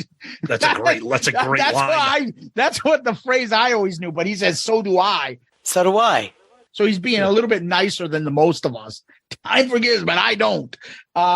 Really cool solo. The outro, Come Back Home, where he keeps saying that over. These type of songs are what really gets me. This Desire, love that funky shit and his vocal delivery. I almost feel like I could like the song if it's just his vocals. Then I could be like, you know what? If even if another singer sang it, I could like it because the way the guitar's playing and the funk that he's got going. Wow, that was one of my favorite tracks. Let's get all fucking damaged tonight. All right, so Damaged. Love that the vocal starts immediately. I absolutely love the guitar solo, especially the first half of it, and then it builds into kind of some noodling. Here's another song where Billy and Mike kind of stay in the pocket and let Richie do his thing, because this is 100% written by Richie, soup to nuts. There's absolutely no doubt about it. This type of song is littered all over Richie's musical catalog. And again, straight out of my fucking journal. Dude, anytime I hear this song specifically, I am at the brink of crying. It for some reason, like this whole thing about, so the lyrics say, I don't think I should be here. Maybe we can make it through the night. I don't know what I'm feeling. Maybe that it's better somewhere else. Somewhere where my mind turns off and my heart becomes a guide, and maybe my guard is down, but I don't seem to mind. Now, is he talking about he's ready to cheat on his woman? Because that's what it sounds like to me, but you don't really know because the lyrics aren't complicated. Like, we're not talking about dinosaurs here. Thank but God. The lyrics are deep. Yeah. And if I wrote these lyrics and this melody, I wouldn't even know you fuckers. I would I would sell this to a pop icon and go make my 10 million and be set for life. Dude, I absolutely love this song. This is the song I go to every single time I go to this album. This is usually the song I start with. Yes, this song kills. Incredible jazzy, bluesy vibe, really showcasing what Kotzen can do vocally. Just incredible. The chorus kills. His voice soars. He carries it. But musically, I think his voice is so good and does so much in this song that sometimes you forget about that music, like what he's doing. And this is kind of what pulled me into him when I saw him on the cruise. I honestly, I thought Richie Kotzen was just like a straight up like balls to the wall like rock guy. I had no idea at all. The Poison thing. That's the same thing I thought I was getting into. I had no idea that his voice had this kind of tone and that he liked this kind of jazzy blues, like kind of just like smooth kind of shit when like he can do both. I had no idea he had this in him. This song is a standout. And you know how, like, you could call like a Steve Perry or Jonathan Cain. Those guys are the kings of writing a ballad about how much I love you. Yeah, yeah. Richie Kotzen, knowing all of his music catalog, is the king of writing about, what the fuck are you doing here? You shouldn't even be with me. Yeah. He is the king of that. Yep. Tons of songs about it. He knocks it out of the park every time. Yep. Sexy time. Ooh. Damaged. It's not Richie Kotzen's. Yeah. Ooh. We should have used to be in Poison. Yeah. Ooh. We should have a Hall of Fame. Ooh. The hand is up, the hand on the hip. Ooh, somebody's riding somebody. You're riding dirty. Bill did us just like he did Monica Lewinsky. He was riding dirty. Sexy time. Again, this is another part of this I wrote. Dude, how many fucking different bands does this band sound like? Because it's like a whole different thing. I thought of Deeper the Love by Whitesnake a little bit on this one, right? I thought the chorus is good. It's a good pop rock song. Again, I had Gin Blossoms in here for some reason in my head. Cool solo, great vocal, great lyrics. The combination, I love when we do a band or an album and we're not like, dude, this is beyond stupid. Now, mind you, we all love bad Kiss lyrics too, but these lyrics throughout this whole album, he's either got a major like addiction, either with fucking drugs, alcohol that he's overcoming, a sex addiction. He's got some fucking problems and he's letting people know about it through his music. It's his Festivus. God bless him. Yeah. God bless him. He's got that boy's got talent. Mm-hmm. I fucking hate this, Sonny. I have to give you credit. This is just one. This isn't like a shitty album and then this one masterpiece. This fucking album is filled with all different parts. Throughout my listening of this album, there have been so many different times like, oh, that's my favorite song. That's my favorite song. No. That's my favorite song. No. Holy shit, this one's my favorite. And this is any day, this could be my favorite. It's a fucking amazing track. How is it that people aren't like, God, this was a fucking brilliant album? Mm-hmm. Maybe it's because Sonny Pooney liked it. Rated high by Sonny Pooney. People are like, oh, this can't be good. Throw it in the fucking dollar bin. Wow. I don't know, Sonny. Wow. This is you got me excited about a band that I never expected to like. So, and I know I was digging myself 6 feet deeper. Like that build up? 6 Feet Deeper. All right, so we get back to the rock. What an awesome groove. Most of the song is straight ahead rock, but there are some serious groove to it. And then I'm sure you noticed you get a little mini rip it out type Mike Portnoy thing before the guitar solo, which is kind of cool. Such a great chorus on this song. The guitar solo was a straight show off. It's even longer than most of his guitar solos. Obviously, Richie just, all right, time for me to show off a little bit. All that being said, I thought the song ended a little weird. Like the end was a little too long. We probably didn't need the last 45 seconds or so. It's kind of a waste of time. But overall, I like the song. And yes, and I know this from experience, it is sometimes cheaper to keep her. Just saying.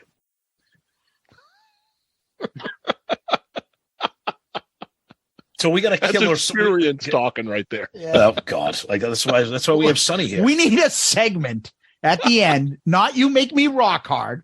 It needs to be the Sonny experience talk. Here you go, Sonny. I'm having troubles with my women, and then Sonny just says, "Listen, I read your shit. Fucking, it's cheaper to keep her. That's it." Yeah, it has like 2-sentence answers to all these people's problems. I like it. Oh boy. Yeah, this song kills. Absolutely just kills. The band, it's a stomping riff, the beat, the rhythm, the groove. It's incredible. Again, Sonny, I'm sorry. I love the outro. It's heavy. It's grungy. It's aggressive. It's dirty. It's heavy. It's like Alice in Chains and Soundgarden and these guys. Like, it's just, this song just kills. Great chorus, melodic chorus that fits. It's almost like every once in a while, Mike and Billy are like, "Hey, Richie, we can kick ass. Let's do this for a minute here." 6 Feet Deeper, the song absolutely rips. Awesome song. Yeah, 6 Feet Deeper. I don't know if the song sounds like a dial tone, an old style dial tone when it begins. And I'm like, fucking what's going on here? Mm-hmm. And then it almost sounds like Elevate a little bit in the beginning. Sounds very similar. For me, I have this as a Skid Row type of song from the previously done Slave to the Grind album. Sounds like it would have fit there. No, that album sucks. Like a terrible album. It's a great album. Terrible album. Great album. Hey, well, hey man, I heard you bitch shitting on my album, dude. Why'd you tag me in this post, man, if you hate the album, man? Oh, there's a drum solo in the middle, and then into the guitar solo. I'm like, that's pretty cool. Another drinking type of recovery type song. This guy's got problems. And then I wrote, Tom, same thing. Kind of a grungy type Soundgarden ending, right? Yep, love it. Yes. So, all right, let's go to the next track. Okay, Time Machine. So, unique guitar riff. Love that. I love that the verses are so different than the pre-chorus. The chorus, okay to me. It's not exactly one of my favorite on the album. The music so punches you in the head, though. They do a couple of guitar and bass riffs and runs, but Mike gets a lot of time to show off on this song. And then in the end, where for the last minute, when they pick up the pace a little bit and Richie starts going off, it's probably not super necessary, but I actually like the choruses when they're a little bit faster. I actually like that a little bit better. So better than the normal of the song. It's okay. I could have done without this on the album, but the unique guitar riff alone is kind of cool, though. You don't like grunge music. That's why you don't like this song. It's exactly what the problem is here. Because this song fucking kills. At least I'm consistent. This is like a full-blown grunge tune right here. It's got a sludgy groove to it. Those bass runs that Billy is doing, the vocals are incredible. The chorus is okay, but I think you said it perfectly. Saying first of all, in the song after the solo, when the song speeds up and the band is just fucking losing their mind, Mike Portnoy is just absolutely going bonkers on the drums. the sped up chorus I prefer over the regular, like, kind of sludgy tempo of the chorus. But this song, oh man, I love it. Love it. Just a brutally groovy, heavy, sludgy, grungy song. So cool. All right, Time Machine. I'm with Tom. And it's like Dr. Tom, when you're gonna psych eval one of us or somebody else, you could go like, yeah, Sonny doesn't like grunge. Yep. You can pick it up right away. Yep. Definitely Soundgarden STP type song for me. As soon as I heard the vocals when he's singing those Cornell-like vocals, under control, but I'm out of control. Oh my God. The backing vocals on this are fan-fucking-tastic. Fan-fucking-tastic. And that's when I'm starting to be like, dude, even that I'm picking up. I'm like, the whole album is incredible. Like, lyrics, vocals, drums, bass, guitars, backing vocals, like everything. I'm trying to think, like, what isn't good? Production, all of it. There are bass fills in this song. Slapping the bass. You got a double neck? Do you know how to play that thing? Well, not nearly as good as you, but I have been known to slap at the bass big time.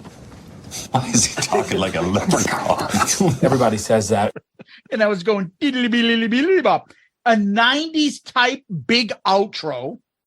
Portnoy going nuts. The tempo speeding all over the place. But the thing that I got to talk about, I've been finding myself, Tom will know this, I've been finding myself repeating this line over and over again when the song's called Time Machine. And I flash back to, you build a time machine? You make a time machine? Hey, we in Kazakhstan, we see America, we think it's very advanced, but you have a tools are very primitive. You build a time machine? The guy's like, no, this is like a time machine back to the 18th century. In Kazakhstan, we think USA very technology very good, and now I see it's very primitive. This is 200 years ago. We are not in the year 2002 here. We are this is a time machine back to the year 1750 or 1760. You make a time machine? You build a time machine? And the lady's like, he keeps talking about buying slaves. You are a slave? I am not. I am a historic interpreter. Yeah. I am a museum educator. Can I buy you? No, I'm afraid you can't. Oh, Jesus. That is the best. Yes. I like you. You're liking me. The guy's like, I don't know. I don't know. It's the best. That time machine line is in my fucking head. Anyways, there's a video for this. Yep. They start on stage at rehearsal, it looks like. And then when the pace picks up a little, they're like transported to the live setting. Mm-hmm. This video is fine, but man, like when you see, and since we're talking grunge and some of these other, like when you see some of the Pearl Jam videos that are live or some of the Rage stuff we saw that was live, like that gave you, man, I want to go see that live. I want to be part of that. And I didn't get that from this video. I don't know if that was the intent. I would tell you, I have seen Winery Dogs live 6-7 times. Me and the wife are going again in March here in Ohio. The kids have seen them. My son absolutely loved them live. The girls thought they were a little boring because, well, they're three guys trying to play their instruments and sing at the same time. Like they're not Bruno Mars. Can they pull it off? They absolutely. Oh my God, dude! Live, they are amazing. Okay, Zeus, they're coming to a small club, the Tupelo Music Hall in Derry, New Hampshire, which is like 15 minutes for me next month. We can do it. Yep, it's on a Sunday. You will not be sorry, I promise you. Yep. Yeah, I saw the video. They do like a performance type video, and then at the end, because I'm just kind of not paying attention. Like, there's nothing really interesting going on. It's just a performance type video, and then all of a sudden, oh shit, they're live, and I'm kind of watching how the crowd is reacting. It's one of those like, you know, when you see a performer that's really talented and the crowd is more like taking it in, they're not up there rocking out, fist pumping, but they're more like, wow, this is fucking awesome. Yeah. I mean, I could see these guys and fucking sit in my chair and watch these like an old man and enjoy it, or I can stand up. Depends on what I feel like doing. So, but yeah, that's Time Machine. Let's go to the next track. The Dying. For some reason, it's in my head. Do do do do do do do do do do do do. Like the song is kind of like so subdued at the beginning, and I go, but, doo. But Richie kills songs like this with his vocal. I mean, his vocal is set up for fucking pain, and the slower the better. And it's got a little bit of space in the song, so Portnoy can kind of show off with his fills and his accents and his little tap and whatever he's doing. The song's got a little mix of a blues. It's got kind of a grungy side to it, especially the chorus. And dude, and the line, and maybe watching you bleed is the answer to my dreams. I'm like, okay, that's go a little far. It's deep, I guess. The song is just too long for dumb rockers like me. I'm sorry. I get it that you're trying to play out the mood at the end. At least you acknowledge that you're dumb. 2.5 minutes long of you know that Stairway to Heaven song? You know that Freebird song? You know, kill half of it. That's right. I'm with you. I'm with those songs too. Kill half. See, I don't understand that radio mentality. Edit.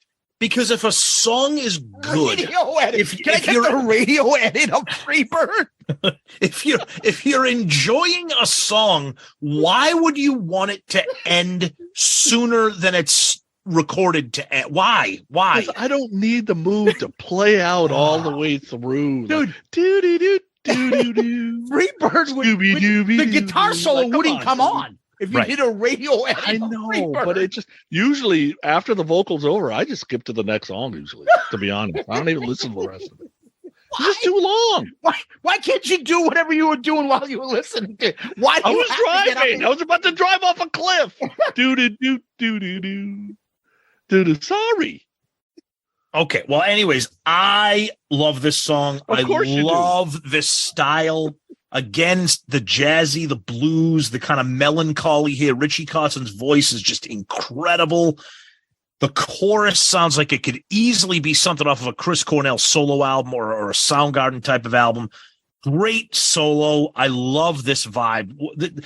That's why this album is just so goddamn fun to listen to, because they can have a song like Time Machine or 6 Feet Deeper and then have a song like The Dying. It's just, it's fantastic. You can't say Time Machine around.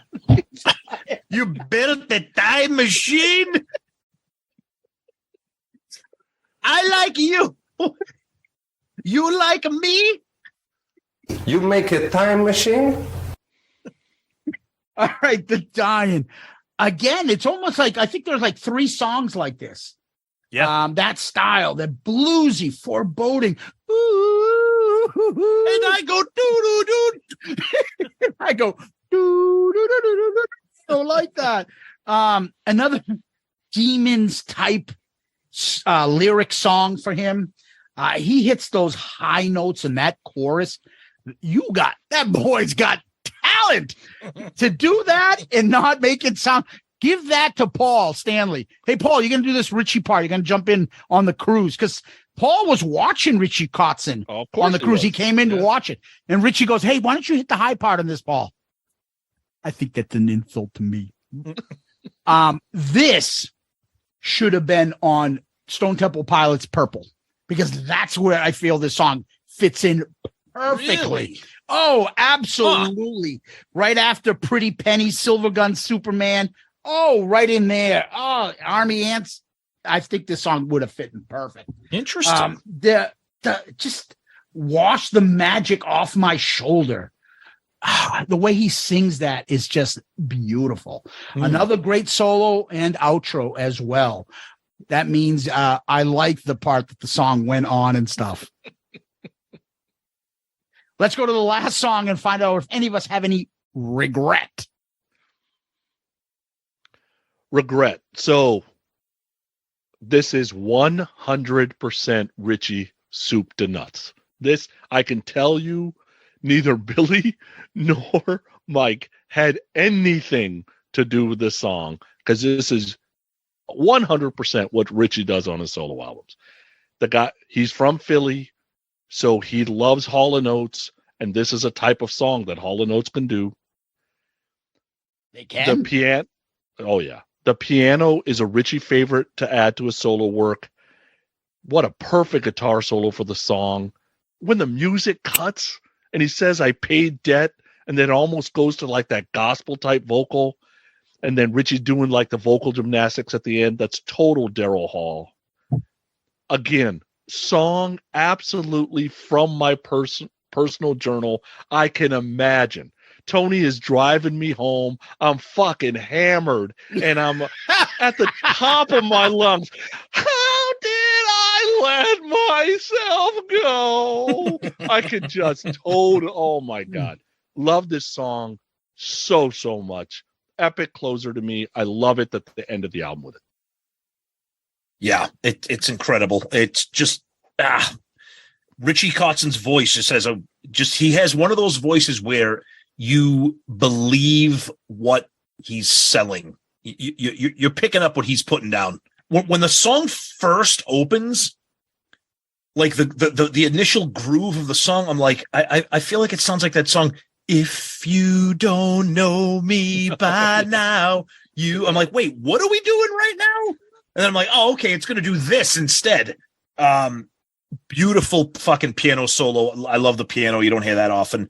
The closing, it just, the emotions rise. You get a little bit of a gospel style there. Fantastic song. Fantastic closer. Regret. Isn't it amazing when you think of this album? This is on the same album as Desire. Yeah. As, I don't know. Time Machine. You make a time machine? Elevate. In other songs. It's amazing. Yep. I love this gospel. The guy's got talent. That boy's got talent. And a little bit of that Walking in Memphis type, like soulful blues. Yeah. And of course, he's got Nell Carter jumping in and helping him out after her music with who's Nell Carter playing with? What's the album? The Give Me a Break soundtrack? That's what I was about to say. Give me a break, I sure deserve the Hot it. in the Shade after coming out of Silver Spoon. Yeah. Like, wasn't there some gospel and something Kiss? Like, yeah. I wasn't born with a silver spoon. So this is the kind of shit that I get annoyed about when I think of like a Rolling Stone and other magazines and stuff that don't, like, this is beneath them. Like, they wouldn't even give an album, like, for all these little critic things, like these artists that have one song that they are greatest out, that they don't give this a like, holy shit, I don't care what type of music you like, you could like this. Mm-hmm. Pop, like top 40 people that listen to top 40 artists would love this album. It's not too heavy for them. Hard rock fans can love this album. It's a great closer. It's different. I love the variety that they put on this album. And, it's he in his raspy voice, he can do a bunch of different things with his vocals. Who'd have thought that the thing I would say about Richie Kotzen, having heard his music first, is the vocals. I thought he was like a CeCe DeVille fucking like flashy guitar guy to take over for CeCe when he was out of Poison. How the fuck was this guy in Poison? That's why Native Tongue is so different. So when you listen to Native Tongue, you can tell, like when they do Until You Suffer Some Fire and Ice, that is 100% written by Richie. I don't care if Poison shares all the credit. That ain't written by anybody but Richie. Yeah. Well, it ain't fucking Bret Michaels on vocals on any of these songs. Well, that's the tracks. Final thoughts? Let's go to Sonny first. Okay, so Portnoy was in an interview, and he said in this interview that the band's main influences were Zeppelin, Cream, Hendrix, Soundgarden, Alice in Chains, the Black Crowes, and Lenny Kravitz. They were trying to do a classic rock band, hard rock sound with those bands in mind. I'll tell you, I like a lot of the music from those specific bands, so there's probably no surprise I like this album. Billy's one of my favorite bassists of all time. Richie is a top 10 artist for me all time. I didn't know anything about Mike, but obviously I learned quickly homie's uber talented. You got a dictionary definition of a supergroup. If you love Mr. Big, there's no reason not to love this. And if you think the Winery Dogs show off a little bit, if you got big breastises, let them out, baby. That's for Christy Canyon right there. Excellent rock album that I've listened to at least once a month for the last 9 years. And most of these songs are all over my Spotify playlist. I mean, great album overall. Just totally awesome. Yeah, this is why I loved doing an album review crew. Every once in a while, we'll pick albums that we know and love and everybody's a fan of. Every once in a while, somebody will go take a little bit of a curve. I've known about the Winery Dogs since they were first created, but I never spent any time with them. I know Billy Sheehan. I know Mike Portnoy. Became familiar with Richie Kotzen, as I said, on the cruise. I had such a fun time. I loved listening to this album. It wasn't a chore. It wasn't like, okay, I got to listen to the ARC album one more time so I could take notes for the recording. Like right before we were recording this, I have my turntable set up in my living room, and I have like an old school receiver. And the receiver it has Bluetooth capability. So stuff that I don't have on vinyl, I can still listen through my old school stereo with the speakers and everything. So because I don't have this on vinyl, hint, Sonny, I was blasting I was blasting this in my living room before we were recording. I'm like, this fucking band is just incredible. It's and the fact that they're touring like 20 minutes from my house next month is just maybe you can get the vinyl there. I wonder if they'll have the vinyl there. I don't know, maybe. But just a great album.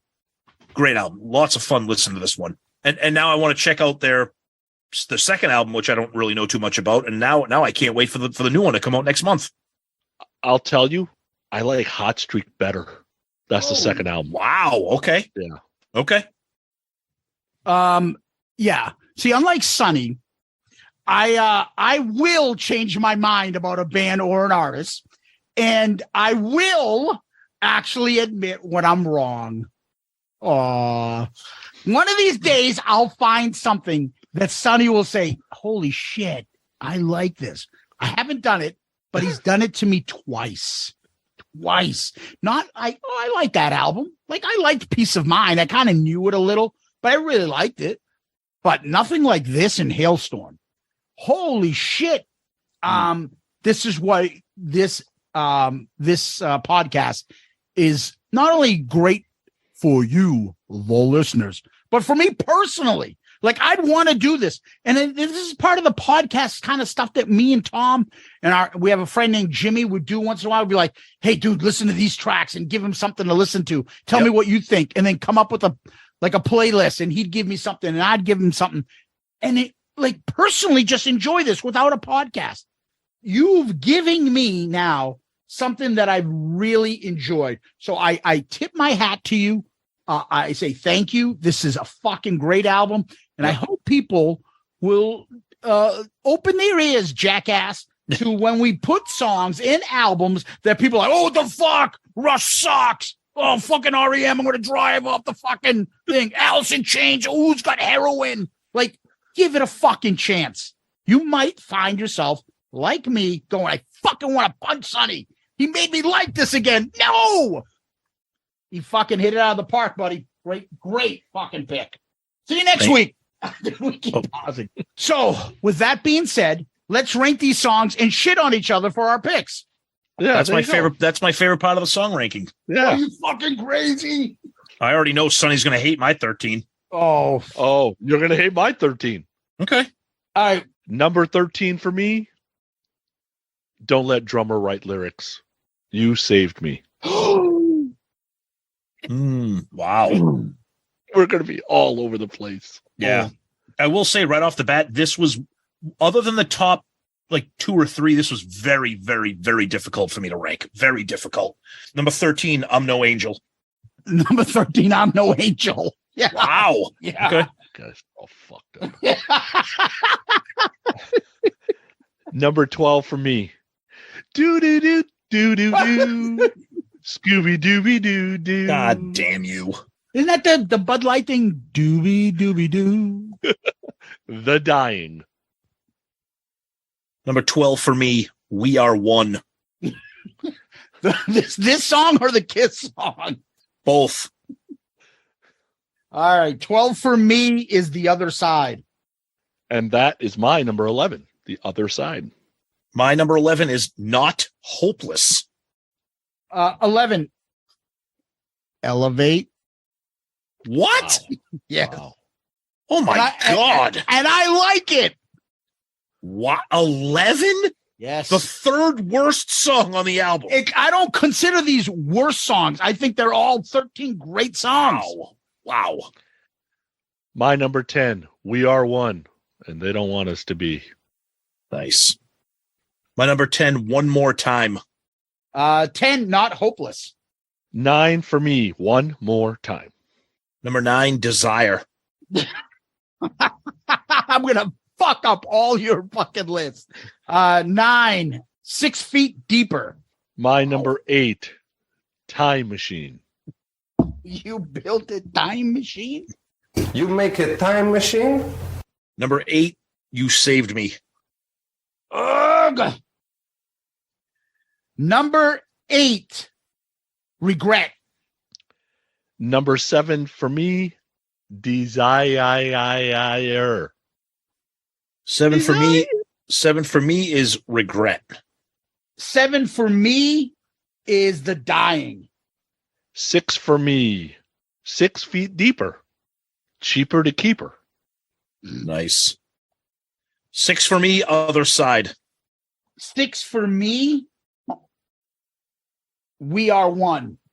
We are 5 for me, Elevate. every step I take. Every 5, Damaged. Number 5, You Built a Time Machine. You make a time machine? 4 for me, you guys already fucked it up. Not Hopeless. 4 for me, The Dying. 4 for me, Storm Damaged. 3 for me is going to be I'm No Angel. 3 for me, Time Machine. Thanks, Borat. You make a time machine? Number 3 for me, One More Time. Number 2 for me is going to be Regret. Number 2 for me, 6 Feet Deep. Deeper, whatever. Number 2 for me is Desire. Fuck yes. Shit. And number 1 for me, and it's not only my favorite song on this album, it would be the top 20 for me all time. And that is Damaged. Nice. Number 1 for me was easily Elevate. That song absolutely rips. I love it. Love it. Love it. Number 1, You Saved Me. Wow. Yep. That song moved me. Wow. Damn. Yes. We have a 3-way tie for third. Okay. Okay, so the 3-way tie for third is Elevate, 6 Feet Deeper, and Regret. Number 2 was Time Machine, and number 1 was Damaged. Wow. Yeah. Okay. All right. Cool. All right. All right. Let's get to the good stuff. All right. Album covers. So, Tom. So this is the 36th album that we've reviewed. If you want to see the list of all the albums, you can visit our website at shoutoutloudcast.com. Click on the ARC link and you'll see every album there. My top 5 album covers. At number 5, I have Highway to Hell, Moving Pictures, Rage Against the Machine, Blizzard of Oz, and Purple Rain. I'm going to put these 3 handsome men right above Use Your Illusion 2 and right below Pearl Jam 10. That will be number 14 for me. Wow. Yep. I like it. I mean, it's really nothing crazy. I just like the color scheme, and I think Richie and Mike are just kind of badass. It's cool. Okay, my top 5 album covers. I got 5 Purple Rain, 4 Moving Pictures, 3 Rage Against the Machine, 2 Slide It In, 1 Peace of Mind. I think it's a cool album cover. I have it at number 24, though, right below the Bat and right in front of the Pirate Guys of Bad English. The Pirate Guys. Nice. All right. For me, top 5. 5 is Slide It In. Peace of Mind is 4. Appetiti is 3. Blizzard of Oz 2. Hotel California 1. This is a standard album cover. Nothing great, nothing bad, but I don't know. I would probably say it'll go 27. I don't know, above OU 812. Okay. And underneath my Rainbow Down to Earth. So that mine is 27. Now let's go to actual albums. Wow. This is going to be tough. Yeah, this is going to be very, very tough because I absolutely love this album, but it's, I don't have a lot of history with it. And some of these other albums that I have ranked highly have been around forever. Yeah. Right now, my top 5 are number 5, 10, 4 Rage Against the Machine, 3 Shout at the Devil, 2 Purple Rain, 1 Moving Pictures. This will be the highest ranked Sonny Pooney ARC submission, and it is now number 14 for me. Wow. It is above Back for the Attack. That's insane. And right below Appetite for Destruction. The problem with Back for the Attack is near the end of the album, I'm like, I think I just heard this song like 3 times already. But I love Back for the Attack. But it's tough. I mean, it's tough. This is our 36th album. I mean, it gets so difficult, but I really, really love this album. So yeah, Winery Dogs, 14. For me, my ranking of the album's top 5. At 5, I got Appetite for Destruction, 4 Slide It In, 3 Hailstorm, 2 Purple Rain, 1 Black Tiger. For me, I love this album. We've reviewed a lot of albums that I love.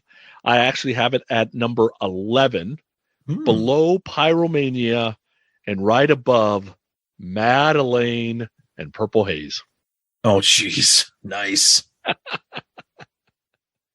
Yeah, I'm like listening to you describe the songs on this. I'm like, there's no way he's putting this below Winger when you're going around that era. Yeah.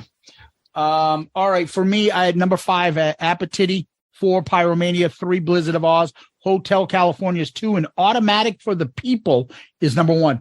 I absolutely love this fucking album, but we are at a point where there isn't albums that I don't love that are on this thing.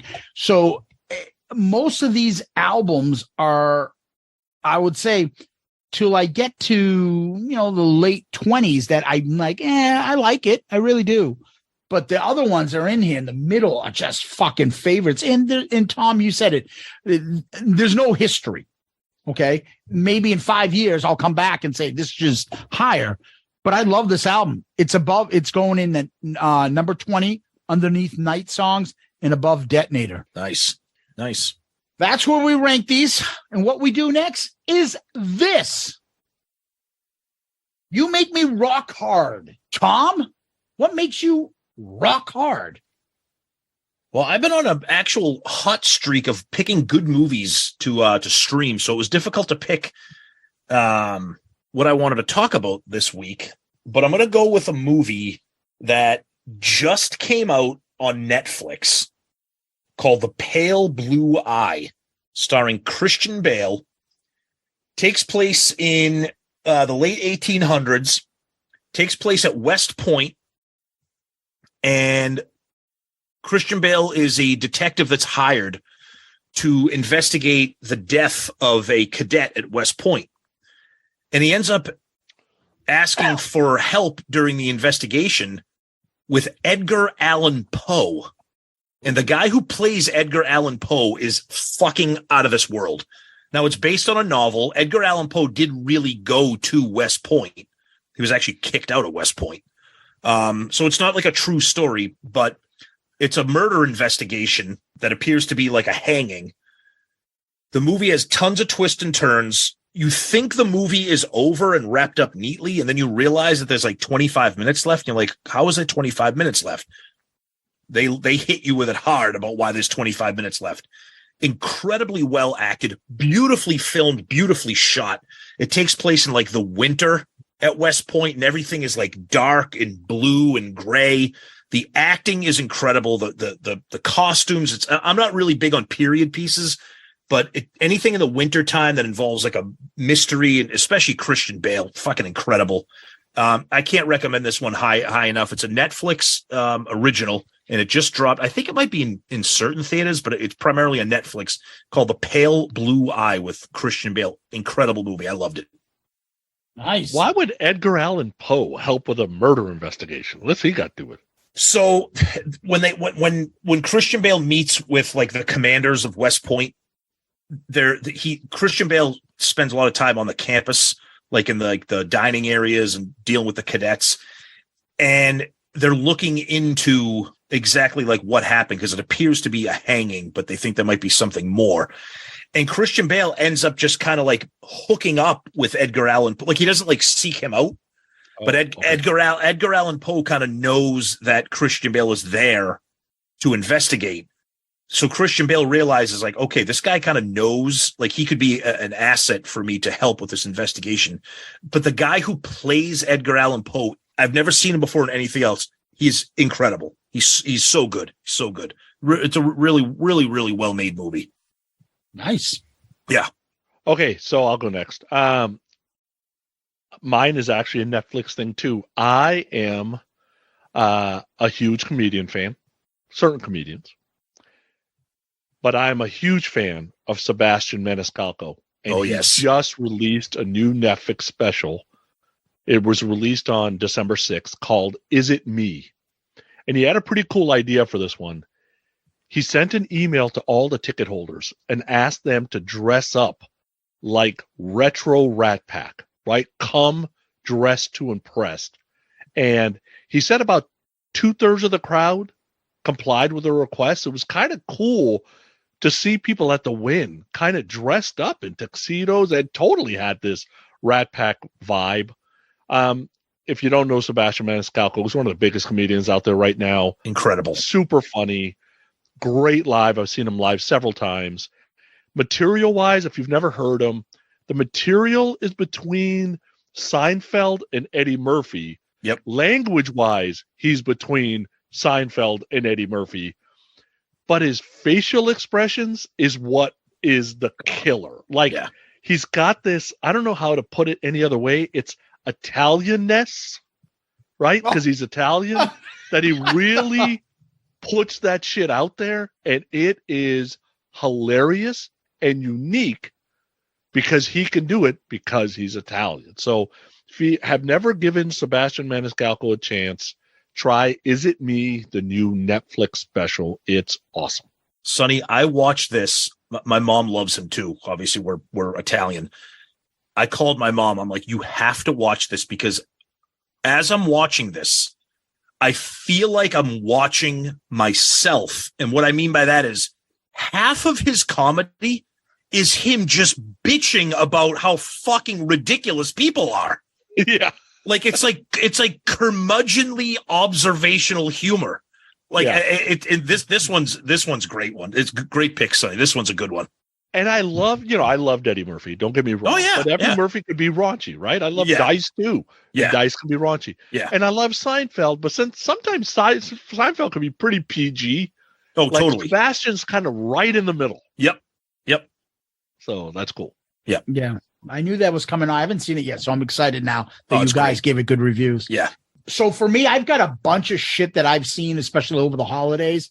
So, but I'm going to go back before I want to hit this because I want to tell people they should go check it out. And that is the Netflix movie, All Quiet on the Western Front. Oh, I've been meaning to see this. Shouldn't we get some sort of money from Netflix? Yeah. I was just going to say, all three of us are picking Netflix originals. That's incredible. Now, people may have read the book, may have seen the old movie of it. This version is fan-fucking-tastic. If you ever see a movie and walk out of there and be like, yeah, war's a good idea, go watch this movie. It is so like, what the fuck? Why are we putting all these people through all this shit? What is so important? It is brutal. At the end, all these people treated just like ants. They're insects, they're bugs. You could stomp on them. Lives that just got thrown away. Oh, yeah, just send fucking all these people on the front and have them walk all the way over there. And the story goes in World War I, it's basically the Germans trying to take over this section in France that was only like a mile apart. And I don't know how many, whether it's 1 million or whatever, people died. And that fucking battle in that area on the Western Front, like nobody really shifted for this little shit piece of land that's in the middle of nowhere. All these people kept killing each other and they couldn't move past it. And at least in this version of All Quiet on the Western Front, they actually put the political side and showed a little bit how one side is trying to get the war to end. The German, one part of the political power on the German side, it's like, dude, you know, we need to stop this. All these we're still recruiting new young kids and they're all dying going here for what? This war's over. We've lost. Why the fuck are we still bringing new people in? Amazing. It's heartbreaking. Is it a true remake? Oh yeah. Oh yeah. No, but I didn't know sometimes I know the story is the story. But I didn't know. The story is there. Like, I mean, it's the same characters, the same stuff. Okay. It's just heartbreaking. And you see it and you feel like all these people that you know, along the way in the movie, like, dude, this guy just got killed for like nothing. Nothing. Yeah. Nothing. His life meaningless. And it's sad because in the beginning of the movie, you start off these young Germans who are fucking not even 18 years old, like fed all this bullshit propaganda of how they're brave and and yes, they get to fight too in this winning cause. And then they're like thrown in and they show that the guy gets his, going through military training and stuff. There's no training. He gets a jacket. It's got a hole in it from the guy that fucking died. They're recycling clothes, recycling hats, recycling everything. And it's just incredible. The acting is fantastic. Yeah, there's accents, there's subtitles and stuff you'll have to look at, but the acting is phenomenal. The movie, it makes you think, and if you see it, you'll be impressed. All Quiet on the Western Front, Netflix. I hope you guys will watch it. And next time someone says, "Yeah, let's go in there and bomb these people," think twice about war. It's fucking brutal. Nice. So nice. What we usually end with is tell people where they can find us. Sonny.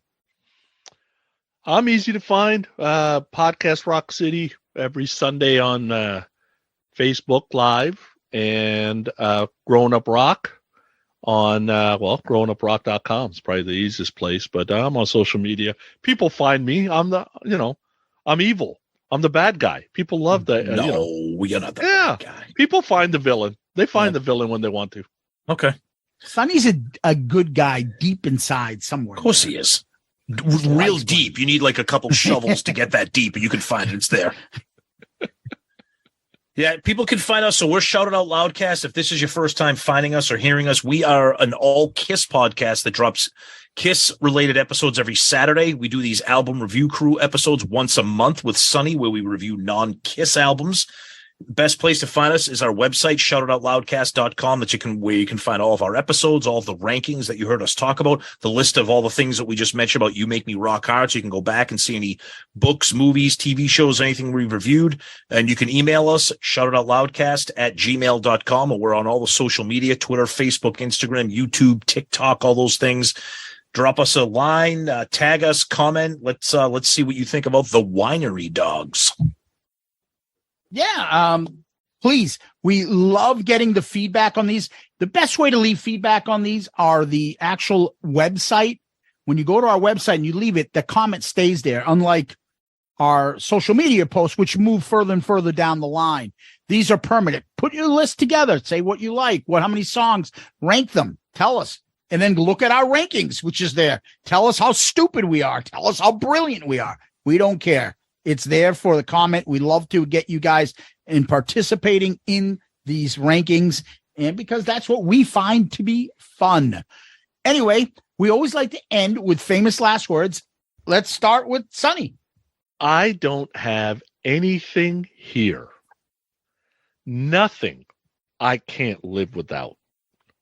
The road is so very clear, and I don't have any doubts. Brilliant. I'm tired of taking the test. Don't test me. My troubled mind is a mess. You know, I'm only trying my best to be set free. Ooh. I'd go behind and change the tide. But where do I come from?